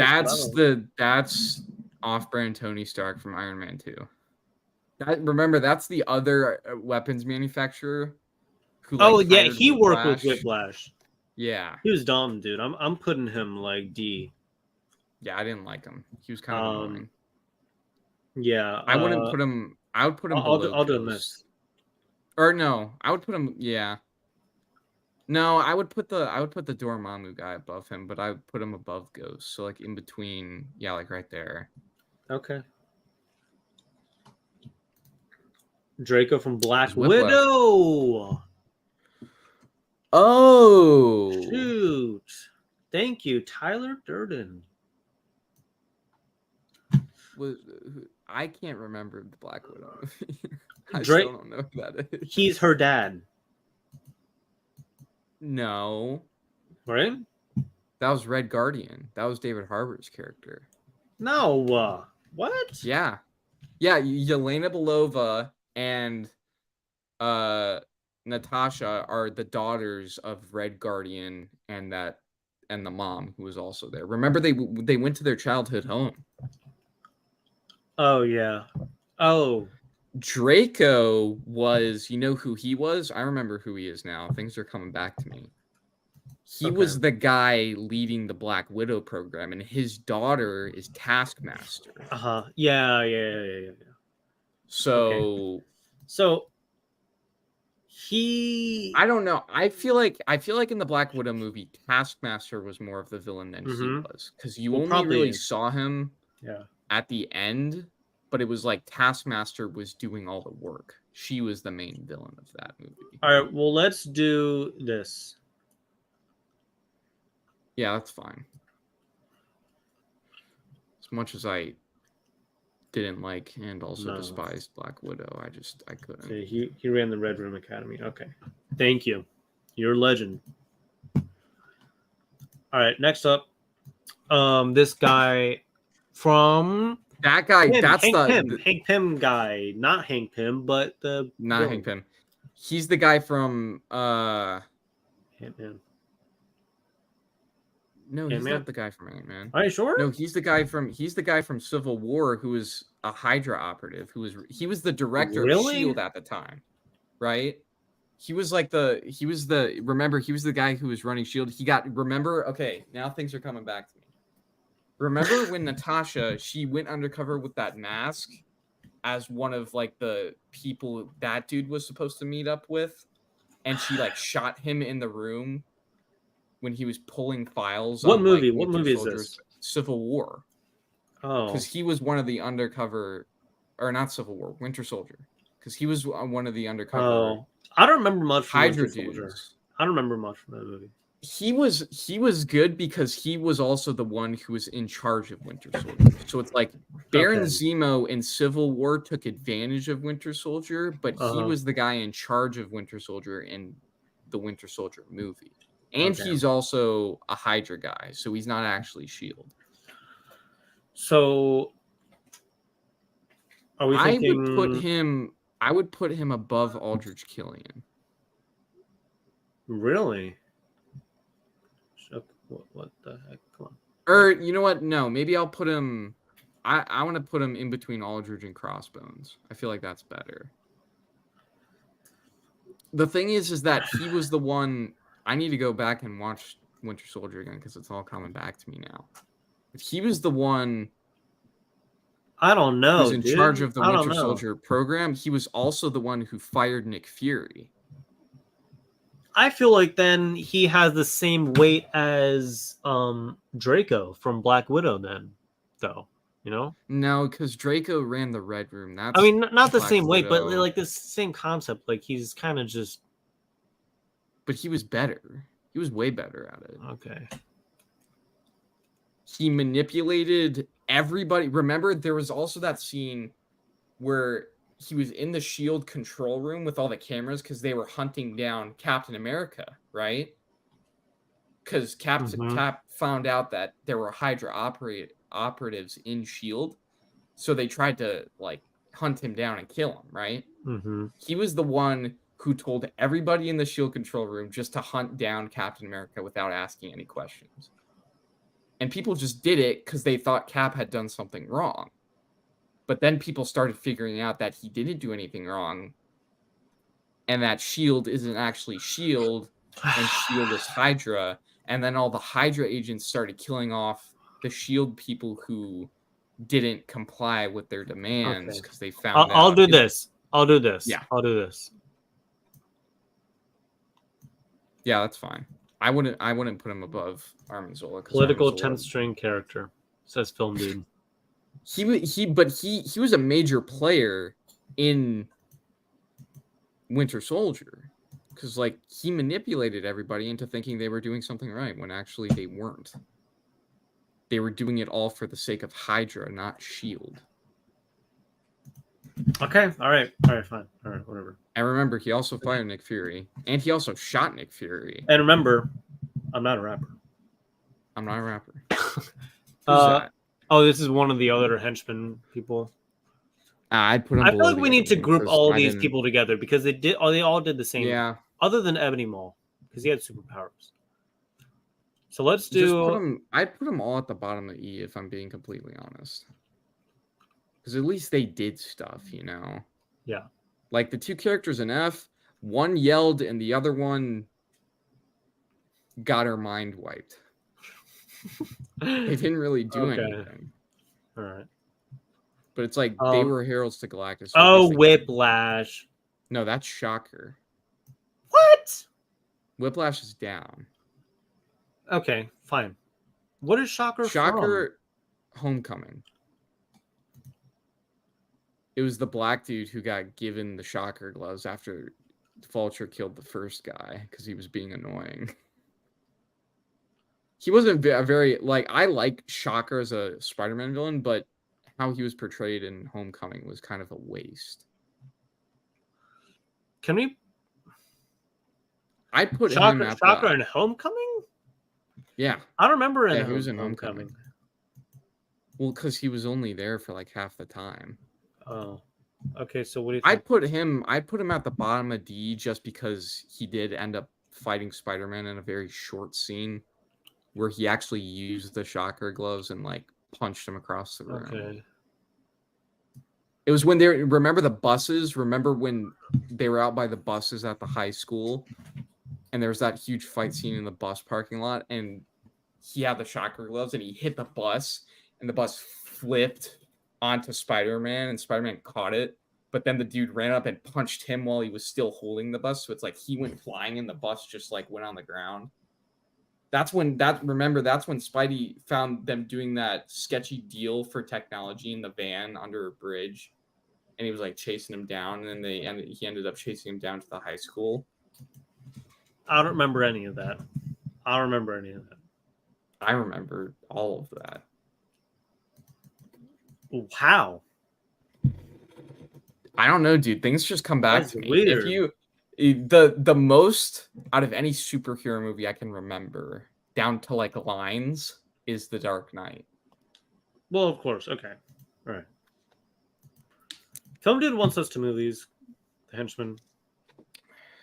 Henchman, and just one step above that, got to go to F. Wait, who? Above that, go to F. Henchman. Who's henchman? These people. These three. Oh, wait, you can't see mine. These three. But they actually did stuff though. Mm-hmm. They were in Infinity War. One of them took on the Yeah. Hulk. The other took on Black Widow, and the third No one one took on the Hulk. That third dude with the staff. Yeah. He was the one who clawed Vision's, or he tried to claw Vision's stone out of his head. Oh yeah. And they Yeah. found out where.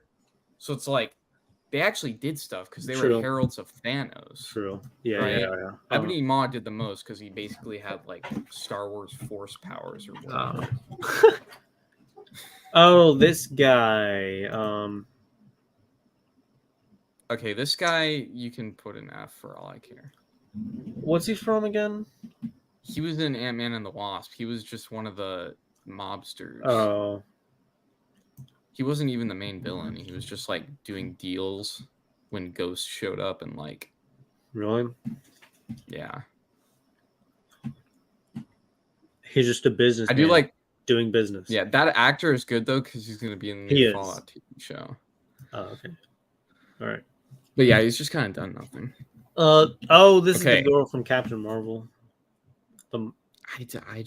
I hate all Kree people in the MCU. That's racist. Here's the thing. Okay, that is racist. No, Captain Marvel I heard that. No, as someone a clicked character, Carol Danvers is such a bad character. I don't like her. Yada yada yada. You've heard it all before. That other Kree dude right there, you could see him down the line. Furthermore, I don't like him either. I didn't find them to be beneficial at all to the movie. I don't care the fact that this lady was basically manipulating the entire Kree race into thinking something. It's just like she was basically, remember, she was like the computer system, but she took the form of like a Kree person. Remember when Kara Danvers went into that mind thing? Yeah. And she was being placed under like, and the little like loops went into her brain. She talked to the central intelligence system, and that's basically here. She just took a human form. Oh, okay. So like, how about I don't know. How about like that? If you don't, yeah, I mean, yeah, sure. I mean, she did stuff, but it's like,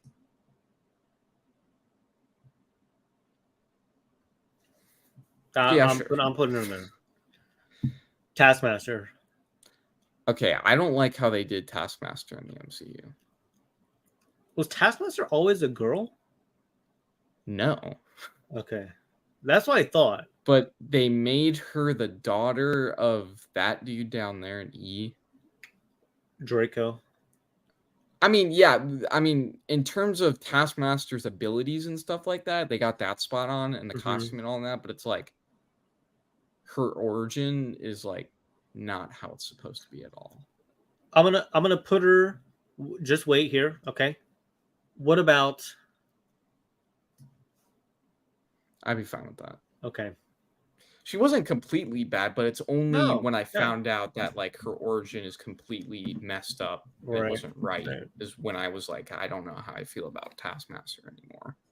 This is the guy from Civil War, right? He was trying to do the deal with the. That's the dude who Harrison what? Ford is taking over. Oh, because that actor died. And Harrison Ford is taking over as his character and playing Red Hulk. From the Hulk. Yeah. Wow. Yeah. Wow. Wow. He died, dude. General Ross. Yeah. Thunderbolt Ross. Yeah. He died, dude. Dang. When did he die? We covered it on stream one time.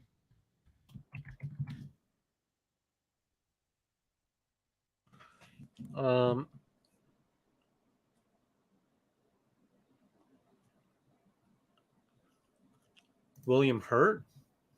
Yeah. No. That's not him.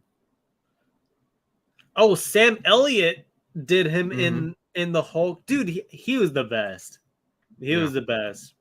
He was the best Thunderbolt Ross. He would have been Thunderbolt Ross for the Thunderbolts and would have gone on to be Red Hulk if he didn't die. But now Harrison Ford is taking over, and he's going to be Red Hulk now. So that'll be interesting. Harrison Ford is 81 and Sam Elliott is 79. So I feel like Sam Elliott should play Red Hulk. Probably. That would probably be the better option. Yeah. Okay. So anyways, this guy, Thunderbolt Ross. What significance did he have in the MCU? He was the one who presented the Sokovia Accords in Civil War and basically forced half the Avengers to sign it. And he was also in the Hulk. And remember, he battled the Hulk or whatever in the first Hulk movie. But he called the army on Hulk. Yeah, I know that. I know that. But how are we like differentiating him? Are we doing just this actor or are we doing his character? Because like there's a difference. We'll do the character of Thunderbolt Ross. Because What, have you been doing this based on actor the entire No. time? No. I'm just saying, like, We're doing if we're villains, Harper. It's how. but MCU villains. Yeah. So he's an not MCU Hulk, villain. not 2003 Hulk. No, he wasn't. He was in the 2008 one. Yeah. Yeah. Wait. Not the 2003 one. That's not. The 2003 one doesn't even matter.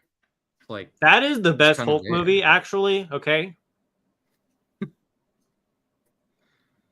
I don't want to hear it. Okay. where do you want to put Thunderbolt Ross, dude? He's gonna become Red Hulk at some point, so you better choose wisely. Shoot, dude. Well, right currently, like, he's not that good. He's just a businessman doing business. He's an evil white devil Government in a suit. Yeah. So, What'd you do with him? like, Yeah, that's fine. He definitely has had more of an impact than most of those other. Yeah, that's what Okay. I'd do. Abomination. Film dude, you need to calm down. Okay, you need to calm down. You can't put every character at F. Yeah, There are literally better characters than half of your comments have been F. Okay. Abomination. Okay, Abomination is like This at is least where B. it's gonna get. At least B. As of She-Hulk, though, I forgot he was in She-Hulk. Was she in She-Hulk? He in She-Hulk? Oh yeah, he did. And they nerfed him. They gave him better character design, but they nerfed him.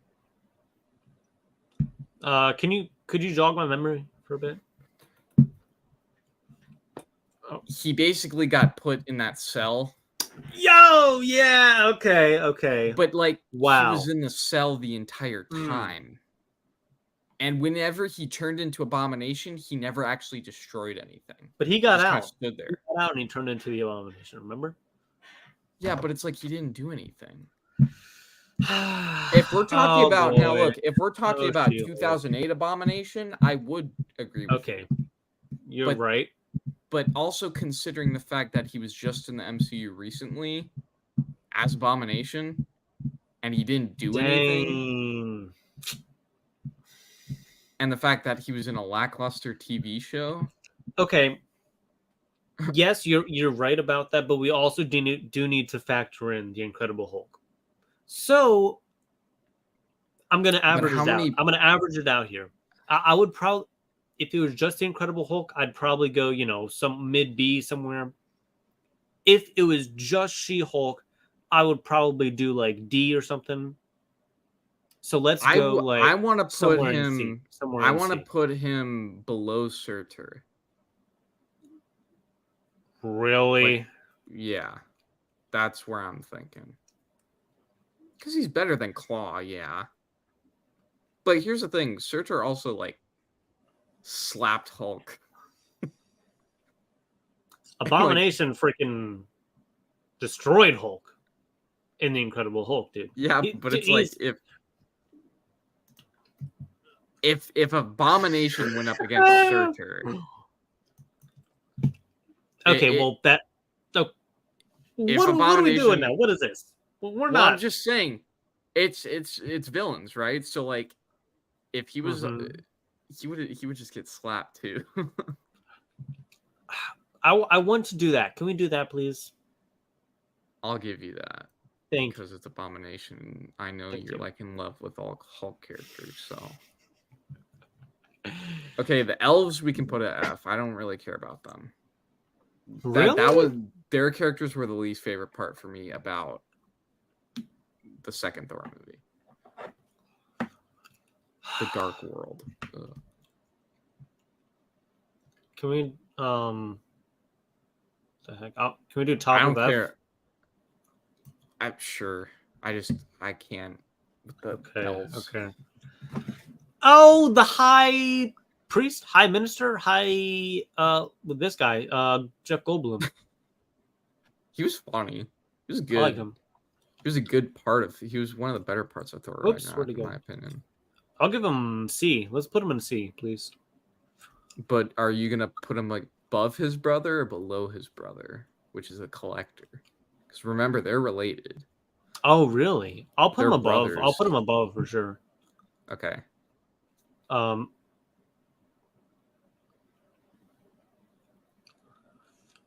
Uh.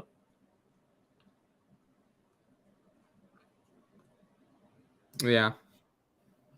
Cool. Yeah, I'll do that. That works. I knew who Draco was. Ultron. I feel B. like Ultron is one of B. the most controversial. I think he should be in B, but I feel like he's like, yeah, let's just put him in B. I would put him. I want to put him above Ego, but not above Nebula. Really? I feel like he was a better villain than Ego, but Yes. he was just like not utilized enough. I think he was a really big threat to the Avengers. I think. Now, hang on. Okay. He was, but hang on. Put him in. Right. Just put him there real quick, and then scroll down back to the villains and look farther down the line a little bit. I did notice that there was. Whoops. Yeah. The Infinite. Yeah. So, if we're talking about that version of Ultron, I'd put him higher. But we got normal Ultron, who got his heart ripped out by Scarlet Witch at the end of that movie. And then he also got, at the end, when that last Sentry bot, Ishii, you to gross interesting. We're rating. I think we're working it out. Yeah. I personally think I would put. Wait. I think Ultron is on B. Okay. Is this where you think he is right there? Personally, yes. This is where I'm gonna go. Okay. Are you ready for this? Let's see it. I'm concerned, but I'm also what? No, dude. At least put him below John Walker. I don't know if I could do that. Okay, I'm fine with that. But here's the thing. You also have to take into account the fact that the what if version of Ultron is like 10 times better than this version of Ultron. It's literally if Ultron were to succeed in his plan. If Ultron went through with his plan and the Avengers weren't there to stop him, that's what Ultron could have been. Because you also got to understand, Ultron is possibly one of the smartest beings, too, because he knew about the Infinity Stones. And once he got the power of the Infinity Stones and killed Thanos, he also started to become aware three-dimensionally. Because remember when he heard the Watcher, like, narrating?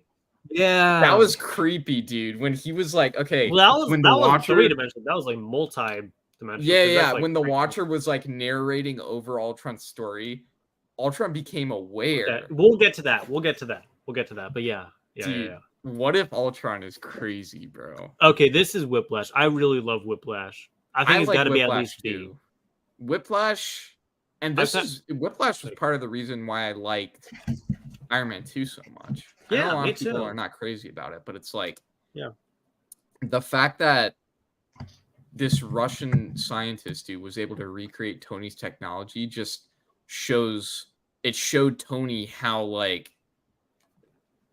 he needs to not share his technology with people. Exactly. Because the whole point of Iron Man 2 was like the government trying to get the technology from him to weaponize it. Mm-hmm. And then Whiplash jumped on the spot and basically showed what happens if that technology went into the wrong hands. Right? And then obviously he came back later with that huge mech suit, and he also hacked into the system of all the Sentinels that the government created, like the Iron Man Sentinels, and took over them, right? I still can't believe. I don't know, dude. Iron Man 2 is such an underrated MCU. I movie. want to put him here. Yeah, I'd be Cool. Yeah. Cool. I like that. And also, there was that line Whiplash said when Stark went to visit him in jail about. He referenced Thanos when he was talking about how he could make God bleed. Remember that line? Really? He was sitting with him in jail, and then, he said, I forgot what the exact quote was, but you could probably look it up. He was talking about how they'll only listen to you if you can make God bleed or something like that. And then, He in did. Infinity War, that's when he went hand to hand with Thanos for that small portion, and then he cut him on the face, and then Thanos was like, a drop of blood, that's it. And then Stark was like, that's how it starts, and then they kept beating him up until Thanos just pieced out. He did that portal thing with his glove, and he just went to Earth and killed Vision and won. But then he got that axe to the chest, which was a whole other thing. Classic Thanos. All right, so we got the He Who Remains. That's his name? Yes. Well, it's technically King, but it's a variant of King. He Who Remains. I didn't see Quantumania, so you gotta. No, that was at the end of Loki. Oh. That character was at the end that's of... right, because he's a timekeeper. He's a timekeeper. Yeah. Remember when he was talking to them, and he was talking to them about his whole backstory and the fact that all of his variants decided to make the TVA in order to keep control over the timeline. That way it wouldn't get out of hand. Yeah. I think he is one of the better villains just because he's setting up this whole Kang Dynasty thing that scene was a whole lot of exposition. It was not that monologue was pretty rough. I'm gonna be honest. No, but I like that monologue because first of all, what it does, it establishes Kang as a major threat before we even get to see him. We know from that exposition that there are more variants out there like him, but he's the only one keeping it all in control. And then at the end of that exposition, he basically tells him, he's like, you can kill me, but if you do, just know things are going to get out of hand and I'm not going to be here to help you. And that's what Loki ends up doing. Or Sylvie, I guess you could say. She kills him, and then you saw the timelines branch out and stuff like that. So it's like... Okay, where do you want to put this dude? For that purpose. Where do you want to put this dude? Hang on, I gotta... Oh, what is that? Did someone just give that to you, bruh? Yeah. Okay. I'd put him in B, but I'd put him bottom. I would put him in between. What? Up one more. What? That's where I would put him. No. Why? I'm thinking.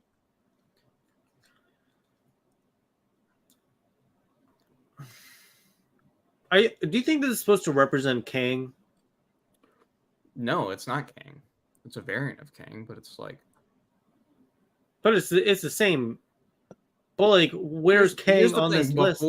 Before we saw Jonathan Majors in Loki, we didn't even know there was gonna be a Kang because it was only after that when they announced the next slate of Marvel movies, including the Kang Dynasty.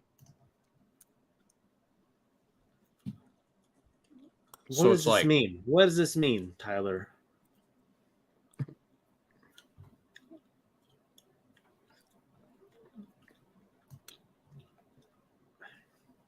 See, I'm thinking, and it's gonna be like. You know what's weird though? I thought He Who Remains was better than actual Kang in Quantumania. Really? Because you know how Kang got defeated. I don't know. Do you care about spoilers for Quantumania? Are you gonna go see it? I don't care. You can spoil it. He was supposed to be the big bad dude. Mm-hmm.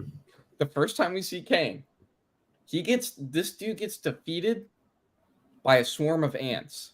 I kid you not. There is a ant raid on Kang's city that he created, and he gets swarmed by ants, and that's how he gets defeated. Nice.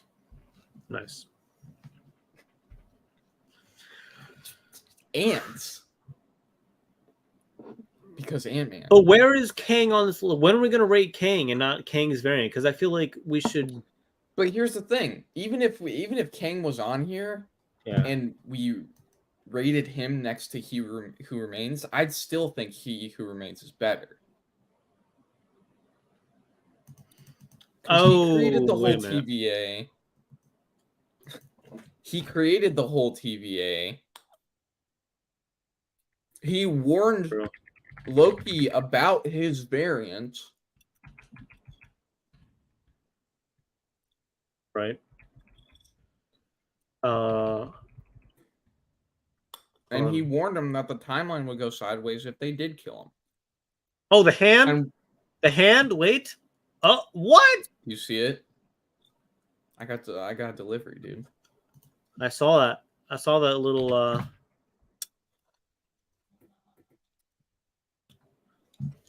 That is a weird hand, dude. I don't know. Something's off about that hand. I don't know. I want him down here. I want him down here. Okay, I don't really care. Put him down there. But all I'm saying, if Kang was on the list, I would put him at fine. Okay, fine. All right. D, because he was not good in Quantumania. Okay, so we got this guy from Ant-Man. Yellow Jacket. Yeah. Lower than Taskmaster, I think. I liked him better than Taskmaster, though. He had more of a purpose.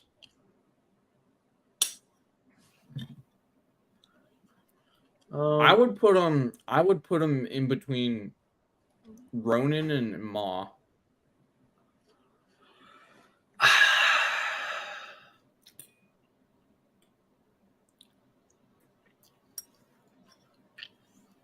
I think he's lower than Maul. I think he's right there.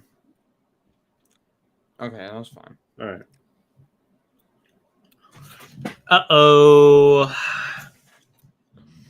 What did he do, dude? Like, I honestly can't remember for the life of me what he did. He's kind of like, Captain Marvel. Okay, so he is the person that trained Captain Marvel, and he like flipped the script on her and like betrayed her and like was the bad guy. But then she just like blasted him in the desert, and then that was the movie.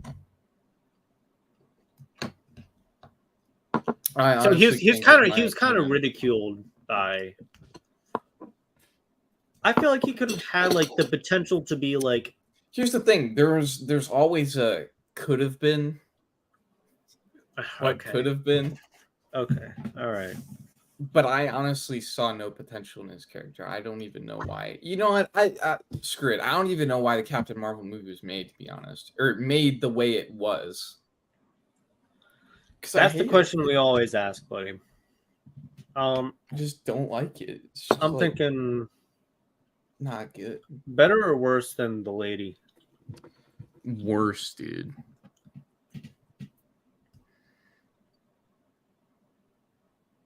Really? Yeah, I didn't like. Cause at least the lady, like, she was the one pulling the strings the whole time. He just listened to her.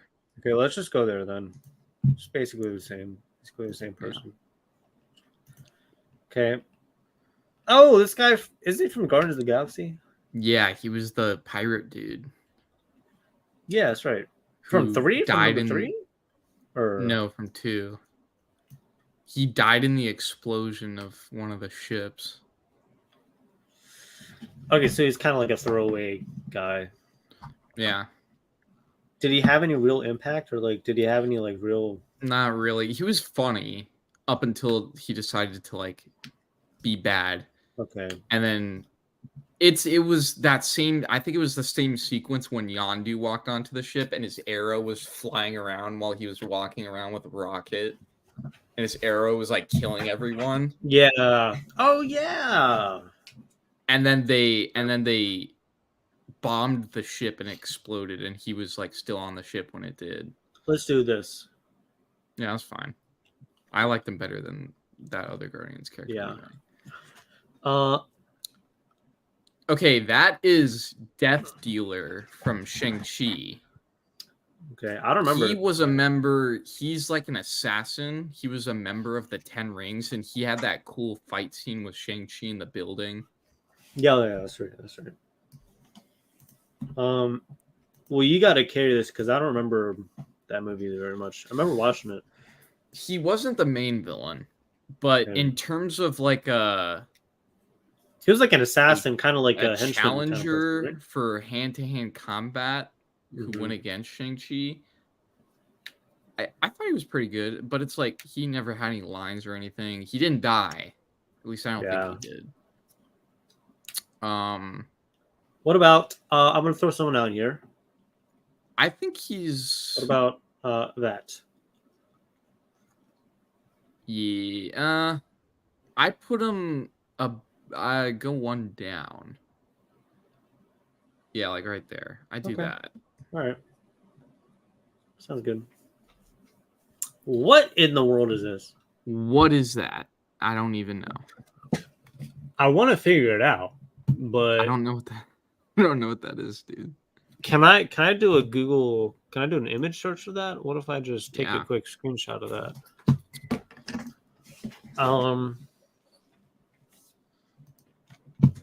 Dude, we're about to get into like all the what if. Well, I'm gonna put that into characters. I don't know. Please, someone help us with that. Okay, these next two characters are Shang-Chi characters. Oh yeah, that's right. This guy's pretty cool. His name is Razor Fist. Nice. There's good like name. 5 different people who play Razor Fist in the comics. Really? It gets like passed down, dude. Razor Fist is definitely not on the level of Death Dealer. He was cool. Yeah. But Razor Fist got taken out way too early in the game. I feel like let's do this. Yeah. Yeah, I do that. That's good. And this person? That's the dude with the 10 rings. He was a good character. Okay. I would put him, and he was Shang-Chi's, I think he's Shang-Chi's father, if I'm not mistaken. Okay. But he ends up being good at the end, and he gives Shang-Chi the 10 rings to use. Okay. I would put him like low C? Right below Ebony Maw.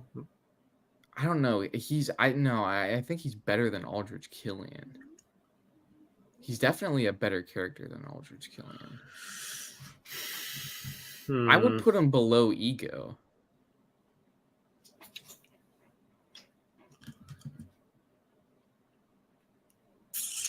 Okay. All right. That's where I don't remember very much from that movie, so I can't really he had the 10 rings for the majority of the time. He was trying to open up that ancient door that let all those creatures through. That's right. That's what he was using the 10 rings for, but it's like that didn't work out. Okay, now we're getting to the what if villains, dude. I think the what if villains are some of the coolest. Look, so I think Infinity Ultron. Infinity Ultron is probably one of the craziest villains I have ever seen. Are we saying I want to put him at S. Because I think the whole story, I might actually go back and watch that episode, dude. I forgot how cool What If was, especially the zombie one. Yeah. The zombie one's sick. I'm telling you, man. That was I can't that is the best Disney Plus Marvel show. Honestly, I'm still biased towards Moon Knight, dude. I think it goes Moon Knight, What If, Loki for me. Bro, what are you talking about? What are you talking about? I like personally, dude. No, film, dude. It's not the Dark Knight show. But no. It's because like Am I not allowed to? I just I think they're good know. ratings. I There's just nothing. know. I know things about certain characters. True. And some of these So movies, it's just like, I don't even remember, like yeah. for Shang-Chi and stuff. Anyways, Dude, Infinity Ultron was so cool, bro. okay. Doctor Strange, the evil Doctor Strange. That's the evil. That's when Doctor Strange wasn't he like didn't he like start trapping all those beings inside of himself to make him more powerful? Yeah, that was cool. And then he went back and he tried to save what's her name? He went back in time. Yeah. But then he ended up trapping himself in this little pocket universe or whatever. It was like lonely. And then the episode just kind of ended with him in that little pocket universe. I thought that was I don't think there was a single episode of What If that I just wasn't interested in. They were all interesting concepts, especially at the very end when the Watcher assembled everybody from the previous episodes to fight Infinity Ultron. Yeah. That was sick, dude. It's crazy. So I'm thinking at least B. Where would you put him in B?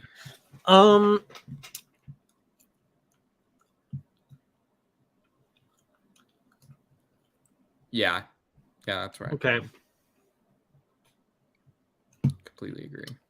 Who is this guy? I forget who this guy is. That is Hank Pym as Yellow Jacket.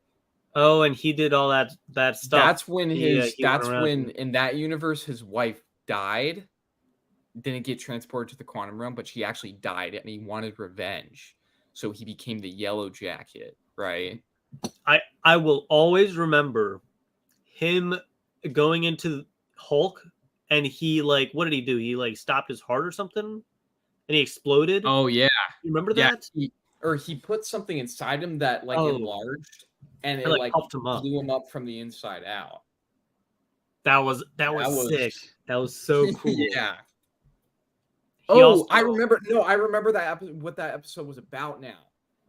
He hated, I think it had something to do with Nick Fury, and it was when Nick Fury was trying to get the Avengers initiative going. Yeah. And he started killing all of the heroes so that he Nick killed Fury wouldn't be able. Remember that scene with Black Widow in the library and he also killed Iron Man too? Assassinated all of them, dude. Wow. He poisoned Iron Man. Remember when it was the Iron Man scene when they were at the donut shop and Black Widow shows up and Nick Fury's talking to him and she was supposed to give him the cure, but Hank Pym switched it out with poison and it ended up poisoning Tony Stark and he died that way. That was a crazy episode, dude. I need to go back and watch the real question is this better than the evil Doctor Strange? I think. Here's the thing. We didn't get a lot of him in the episode. It was always implied that he did all of it, but we only saw him at the end when he confronted Nick Fury. I feel like the Doctor Strange is definitely way more powerful. But I think the Doctor Strange is better than the Hank Pym. I will put the Hank Pym right there. Yeah, I agree with that. Because he was such a cool character, we just didn't get to see a whole lot of him because it was only at the end. And I'm pretty sure, because I forgot how he dealt with Thor, because he definitely dealt with Thor somehow. But Nick Fury used Loki at the end. Remember that when he partnered up with Loki and Loki disguised himself as Nick Fury and then he started messing with Hank Pym's mind at the very end when they're in the graveyard and I remember that. Wife. I actually don't remember that. I remember that, dude. That was crazy. Man. Because Loki wanted to get revenge for his brother, right? So he partnered up with Nick Fury. Wait a minute. Sorry. Tyler Durden says I don't know, maybe a scroll. No, that's not a scroll. Hold on. This thing right here. Oh my god, you know what I think that is? What? I am fairly certain that this is what this thing is. I have to check.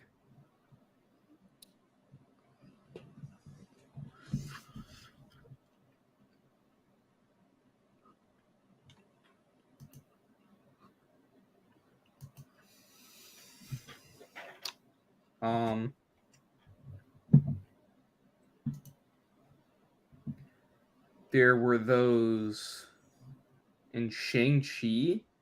There were those flying things that started escaping from that big stone gate that what's his name was trying to open up. Tyler said the cat from Captain Marvel. Oh, is it? No, I don't know. I don't know about that because it looks like it has wings and stuff there. I thought it was one of these things Um, from Shang-Chi. It was like the flying things from Shang-Chi.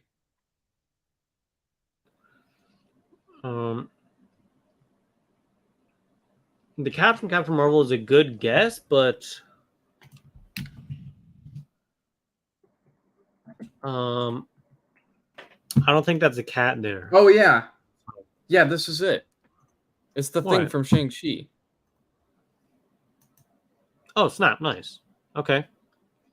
So it's one of the flying creatures from Shang-Chi. So what do we want to do with it? Because it's not really. It's a villain. Shut up, film dude. Shut up. Shut up. I don't want to hear it. What do we want to do with that? I don't know. I don't remember anything from Shang-Chi.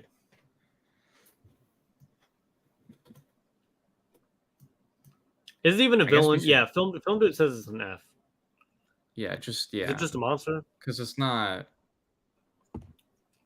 Sure, it's just like, you know. Film troll needs a block. That's tempting. That's tempting, Tyler Durden. All right. Okay, so what do we want to do with Kingpin? I have. Okay, well, I didn't see Daredevil. I mean, Hawkeye. I didn't see Hawkeye. Well, I also didn't see Daredevil, but that's not what he's not from Daredevil. He's from Hawkeye, but he is from Daredevil. But he is in Hawkeye. It's connected.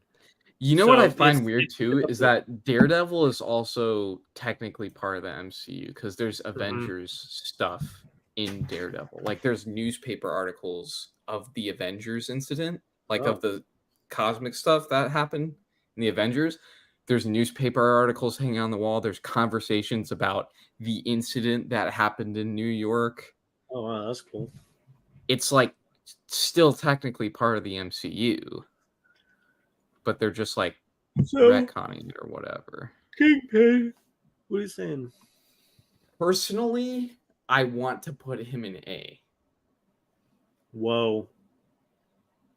Let's let chat help us out. Let's let chat help us out. He is one of the most humanized and he even in Hawkeye, as much little time as he got, he was more of an actual physical force to be reckoned with in Hawkeye than he was in Daredevil, but he was a better character in Daredevil than he was in Hawkeye. Okay.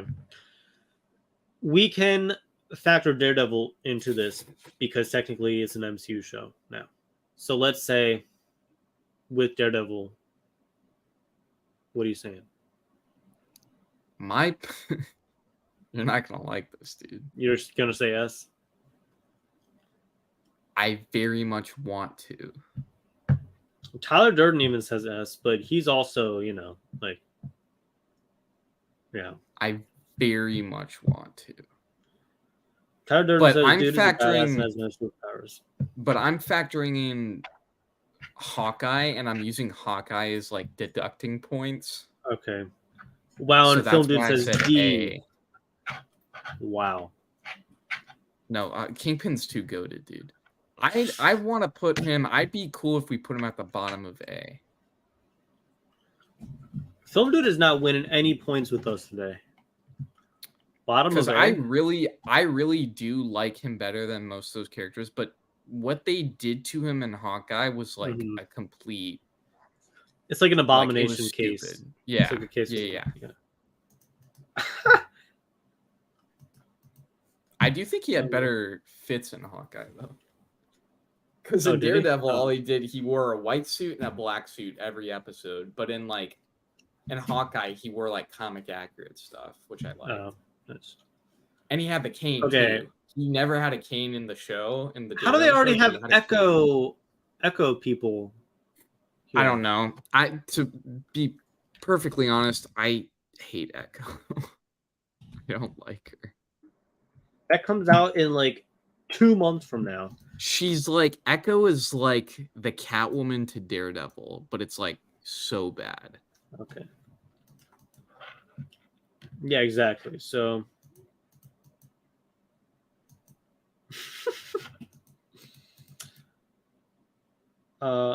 yes, eBay page.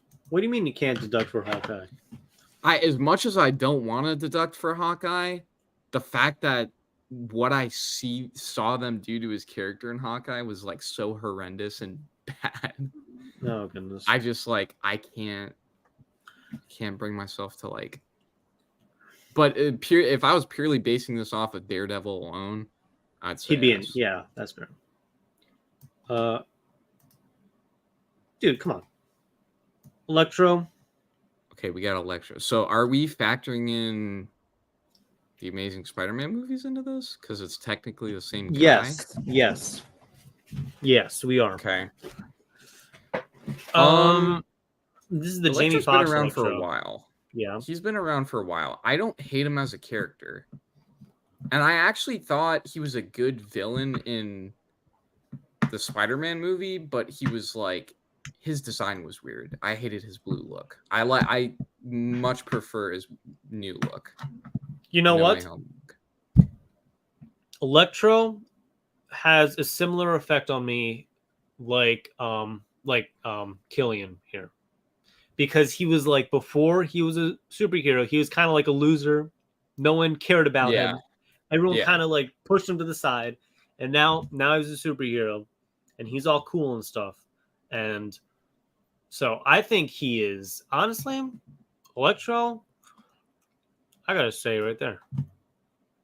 I agree with that. All right.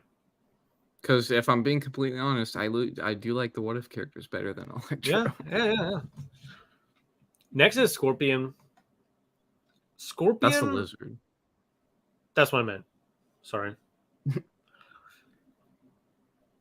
Lizard. Okay, so here's the thing. The first Amazing Spider-Man movie wasn't actually that bad.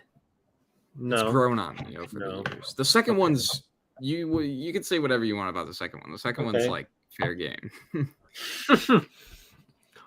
Lizard wasn't Dr. Connors. That's what I'll call him. He wasn't even that bad of a character. I think the Dr. Connors side of him was good. Even the Lizard side was good. It's just his whole plan. They even make fun of it in No Way Home. That he tried to turn the entire city into lizards. Oh yeah.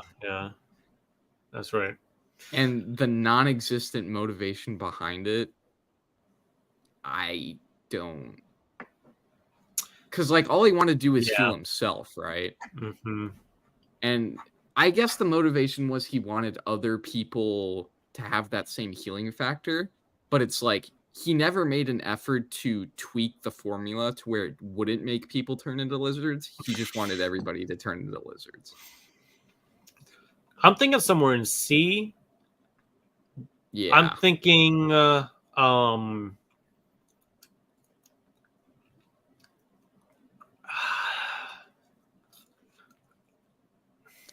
he's a good character, but he's not that good in the movies. I'm thinking like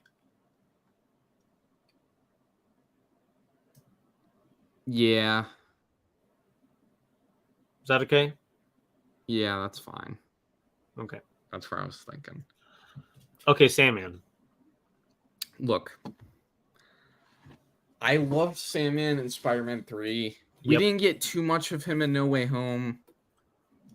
in terms of like dialogue and stuff like that, because they didn't even use the actor, right? They got him to record lines and he was in his sand form for the entire time. So it's like the actual actor wasn't even in the movie.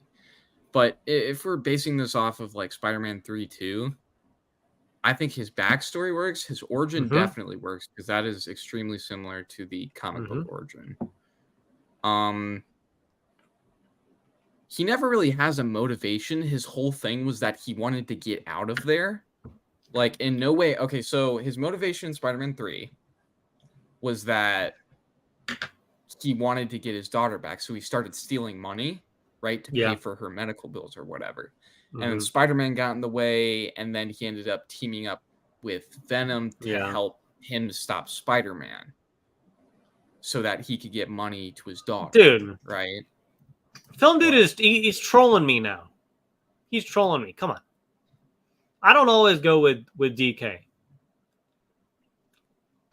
I put that there. I said Electrode B, and and DK was like, sure. I agree with that. You know what? Done. I'm done. Done with you. Sandman as a character, he's a good character. But to me, he's not really a villain. He was kind of doing everything he did for the sake of his daughter. And he even tried to express that to Peter at the end of Spider-Man 3. And he even said he was sorry about his uncle because what happened with his uncle was intentional. His buddy like startled him and he pulled the trigger. Yeah, so it was like I like these villains that are like conflicted like this. Yeah, because you not only understand like what they're going through, but like you kind of like feel for them. You know, I think he's better than the Vulture. No, yeah, I agree with that. Okay. Glad we're on the same page here. However, I do not think you're going to like this. I want you to close your eyes. Close your eyes for a second. Close your eyes for a second. How far are you going to put him, dude? I can't do this, bro. All right, open them. No, I can't put him above Kingpin, dude. I've gone through... Look, I have watched an entire TV show where Vincent D'Onofrio literally was the second best character in the entire show. I can't, as much as I love Sandman, I'd be fine if we put him in A, but he's got to be below Kingpin. Okay, well, because I haven't seen Kingpin in action, I will give you that. I will give you that. Because I'm comfortable with him being okay. Because I still think Sandman is a really good character. All right. I'm sorry I startled you a little bit there. Hope you're okay. I thought you were going to put him above Killmonger, and I would have been like, oh, I'm fine with that. Oh, okay. But you put him above Kingpin. And I was like, come on. Okay, Green Goblin. S. Okay. S. Dude, I okay, true. Okay, true. No, true. Okay. Where do you? I forgot about Spider-Man because I was thinking just No Way Home, and I was like, oh wait, he's classic. No, okay. Yes. Okay. Dude, yeah. Willem Dafoe. Yeah. I will never not see Willem Dafoe's Green Goblin. Dude, he's awesome. Remember that scene with the mirror and his alter ego? Dude. Oh yeah. Dude. Love it. Amazing actor. Okay, Doc Ock. Doc Ock. A? I say A.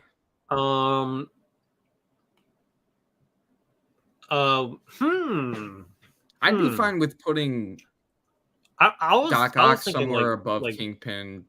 Yeah. Because I do think he's better than Mysterio. For sure. But then again, he's not one of those. He's not like a villain like Hela is. He's similar to Sandman in the sense that he doesn't even know what he's doing half of the time because those arm things are influencing his mind, right? They're like talking to him or whatever. They're like putting ideas in his head. And only when he got control over them again was he able to like function normally. Okay, true. Okay. And he actually made an effort in like helping out Spidey and everything like that. Are we really gonna put him below Hela though? So no, I would put him above Hela. Really? Yeah. I'd even Because put him that's above what I Red was. Skull. Whoa. Okay. Hold your horses there, buddy. I'd put him above Red Skull. Hold your horses there. Okay. I don't know about that. Not above Winter Soldier, because I feel like Winter Soldier's too good. And I don't want to do it. Red Skull is like the epitome of evil. He's a freaking Nazi. He's a Nazi. That is true. Scientist, dude. Okay, that's true. He's like Hitler. See, I'm thinking about this from more of a character standpoint, not a villain standpoint. But yeah. Okay. I think we're done. Yeah, I think we're done. Bad. Nazi bad. I think it's a shame that you have to say that out loud. That you got to state that. Okay, Namor, right? I haven't. Funny. I didn't see. Namor was a solid villain, dude. Okay. I'm gonna go with you on this because I haven't seen it. So I want to put him in B somewhere. Really? Yeah. Above Electro?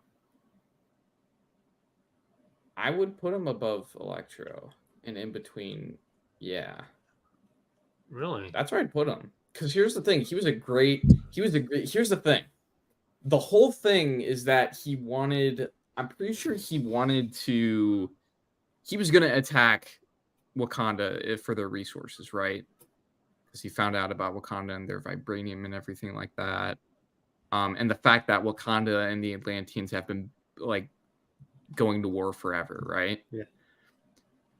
And his whole thing was that he made a deal with them. He's basically like, if you don't turn over your resources, I'm coming for your resources. I'm going to take over, right? Mm-hmm. He was like ruthless like that. But he also made an exception. He basically said,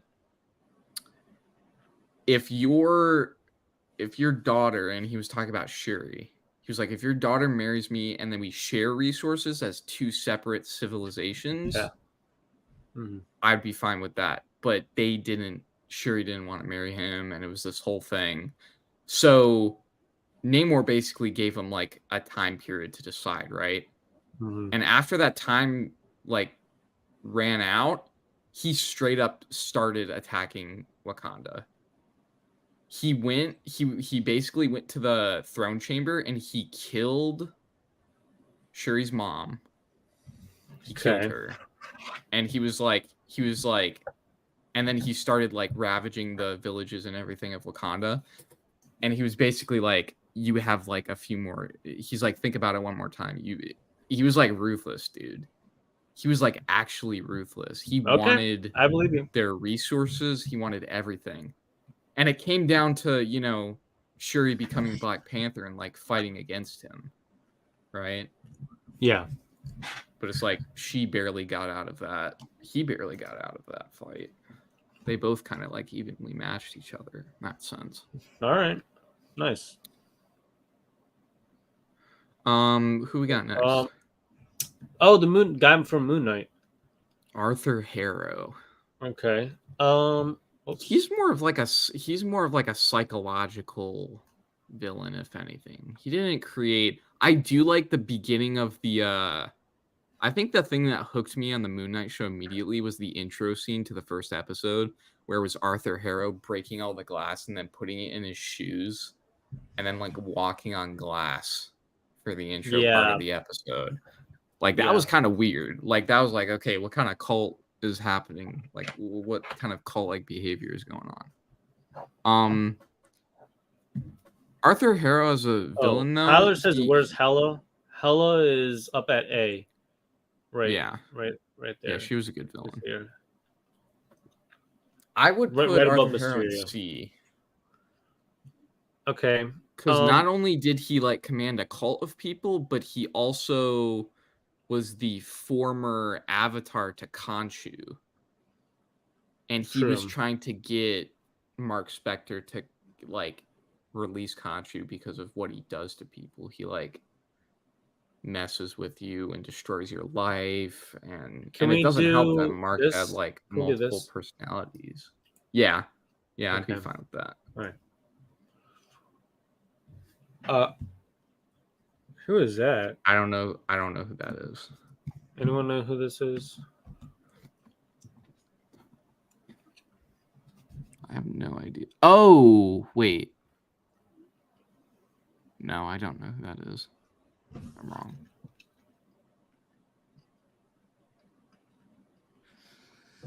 Well, obviously can't be someone that good. So, Yeah. Okay, Gore. Oh, brother. Dude, okay. As much as I hated Thor: Love and Thunder, Gore is a solid villain. Yeah. His potential was wasted because he got killed off by the end of the movie, right? Or not killed off. He reverted back to his human self instead of being taken over by the Necro Sword. So it's like he was good, but it was wasted potential. Film Dude says D. No, I don't know about that. I wouldn't put him that low. Personally, I would put him somewhere in high C. High even C? maybe even like, where would you put him?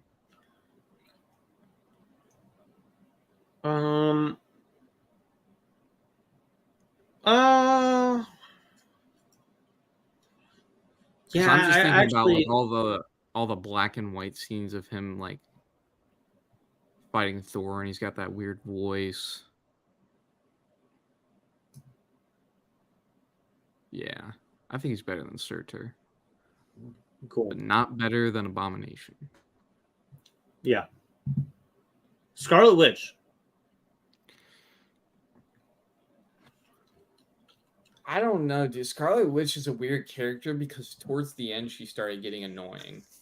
Okay. She was in denial about the fact that Vision died. She created her own little pocket reality and like basically kidnapped 2,000 people.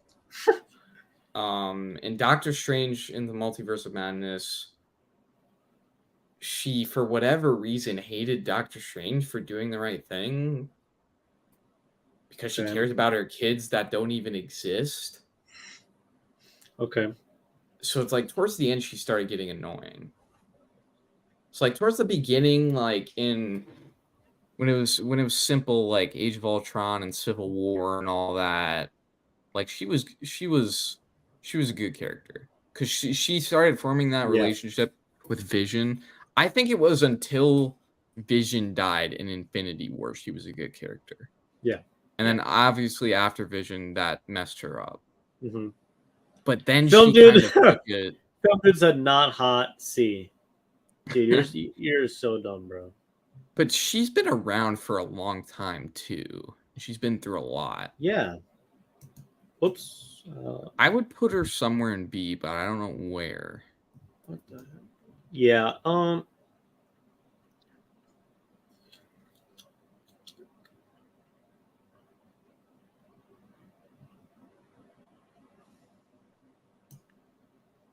Yeah, I'll give her that. Okay. Because as much as I like Namor, it's just like she's been around for so long and she's been through a ton of stuff. So.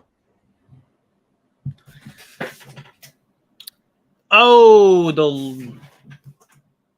was Moon the Knight? crocodile god from Moon Knight. She was like, she basically didn't want Khonshu to have an avatar, and they kicked him out of the council or whatever of gods, like he was banished or something. Oh yeah, that's right. But other than that, she didn't really show up ever again. Yeah. Let's do D somewhere. Yeah. And let's do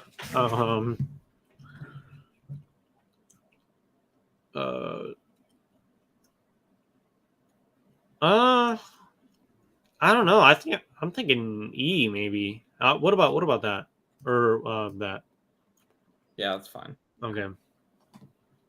E, move on. All right. Yeah, you're right. For once. Oh, the girl from She-Hulk. I don't care about her, bro. Wasn't her name like Big Bertha or something like that?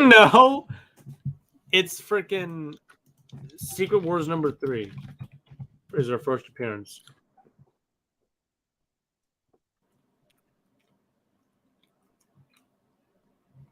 Why is no one showing me the key collector?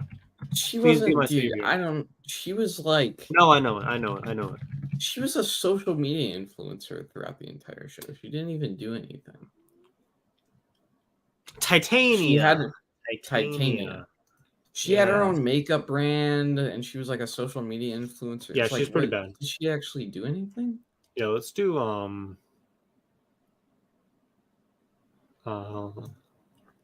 Yeah.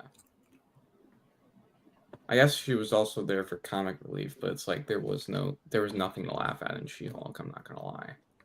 Yes, there was. We laughed at a lot of things. Laughed at stuff, not with. Laughed. Okay, what is this? Oh, okay. So the last two guys are Eternals people. Okay. That dude was he's the dude with the heat vision. Okay. To be honest, I didn't watch the Eternals because it's one of the lowest rated Marvel films. So it's like, I can't say. Oh, really? You didn't see it? No. Oh, well, So I didn't see it either. So. And that apparently was the main villain, but who knows? Okay, well, there it is. I'm not gonna lie. I am probably gonna be on a what if grind tonight, dude. Nice. I'm gonna go back and watch all the best. I'm gonna watch the Zombies episode, the Ultron episode. Log in to save your. Wait, no. Oh, it downloaded. Okay, good. I was like, wait a minute, that'd be so dumb. Nice, dude. Well, there it is. That. MCU villains tier list. That was awesome. That took up a good chunk of time. That did. I think that's it though for the stream. To be honest with you. Yeah. Pretty short and sweet. Yeah. Thanks for watching. I've been chewing on this gum for the past 2.5 hours. My jaw's starting to hurt. So let's hear it.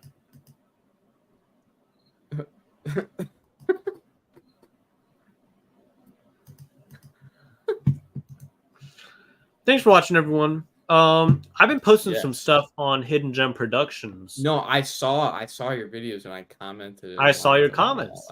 I replied to your comments. Yeah. They popped up on my feed. I was like, oh my god, Harper's making some cool videos on his other YouTube. Yeah. Just some basic stuff, like basic videos. Like it's next thing to come for Hidden Gem Productions is a podcast episode. We have to record 3 this year, and I got a great idea. And so hopefully if this person gets back to me, which I'm really nervous because I haven't yet, then we're going to have a good podcast. So nice. Got that lined up. Very excited about that. Working on this feature film script. Okay. Ooh. I'm about 85% the way done, I'd say. Ooh. It's very exciting. It's very cool. And I'm very excited to start producing it and stuff. Nice. Dude. Oh, that's very sweet of you. That's very sweet of you. Thank you. So that's it. That's it for me. What do you got? I gotta say, man, go follow the Insta. Posting more stuff, more comic book related stuff on their daily _Dark Knight Comics on Instagram. Probably gonna be posting some of the books you saw tonight, as well as others from previous weeks and stuff throughout my collection. Go check it out.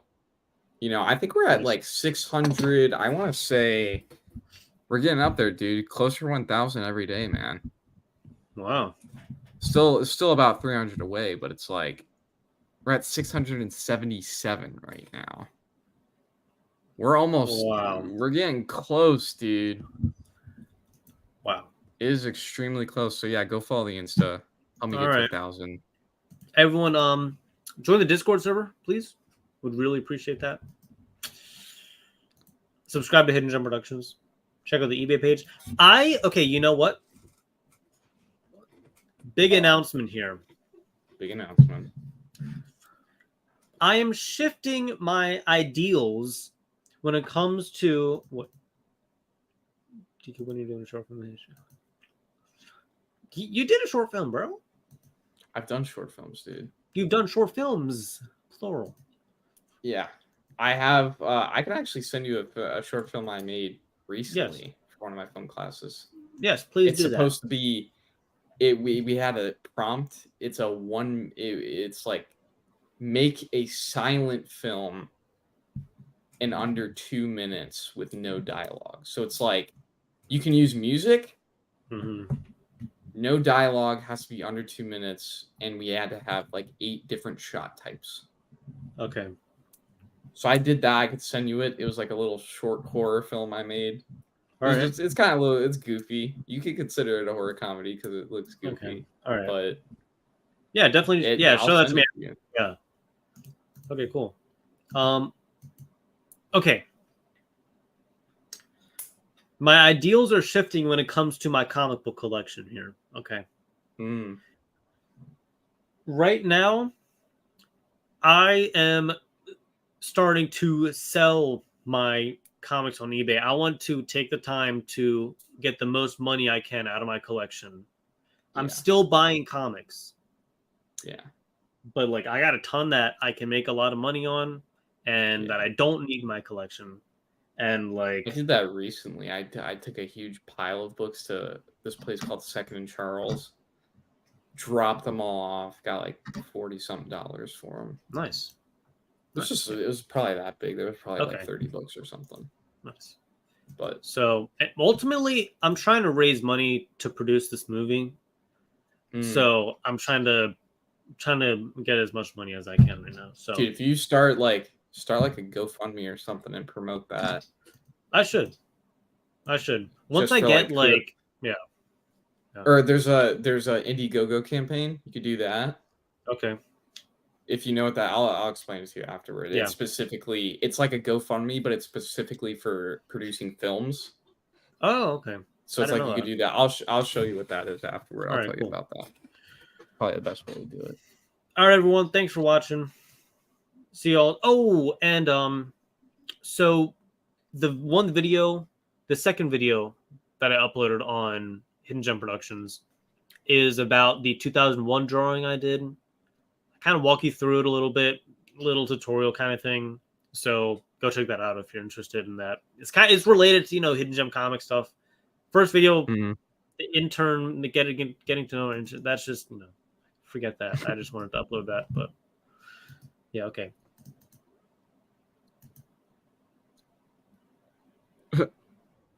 Nice. And win all the cover battles. With my books. That would suck so bad. I would delete my channel. That's how bad it was. All right, thanks for watching, everyone. We'll see y'all later. For number 75. Everyone. See yes, number 75. Bye. Bye.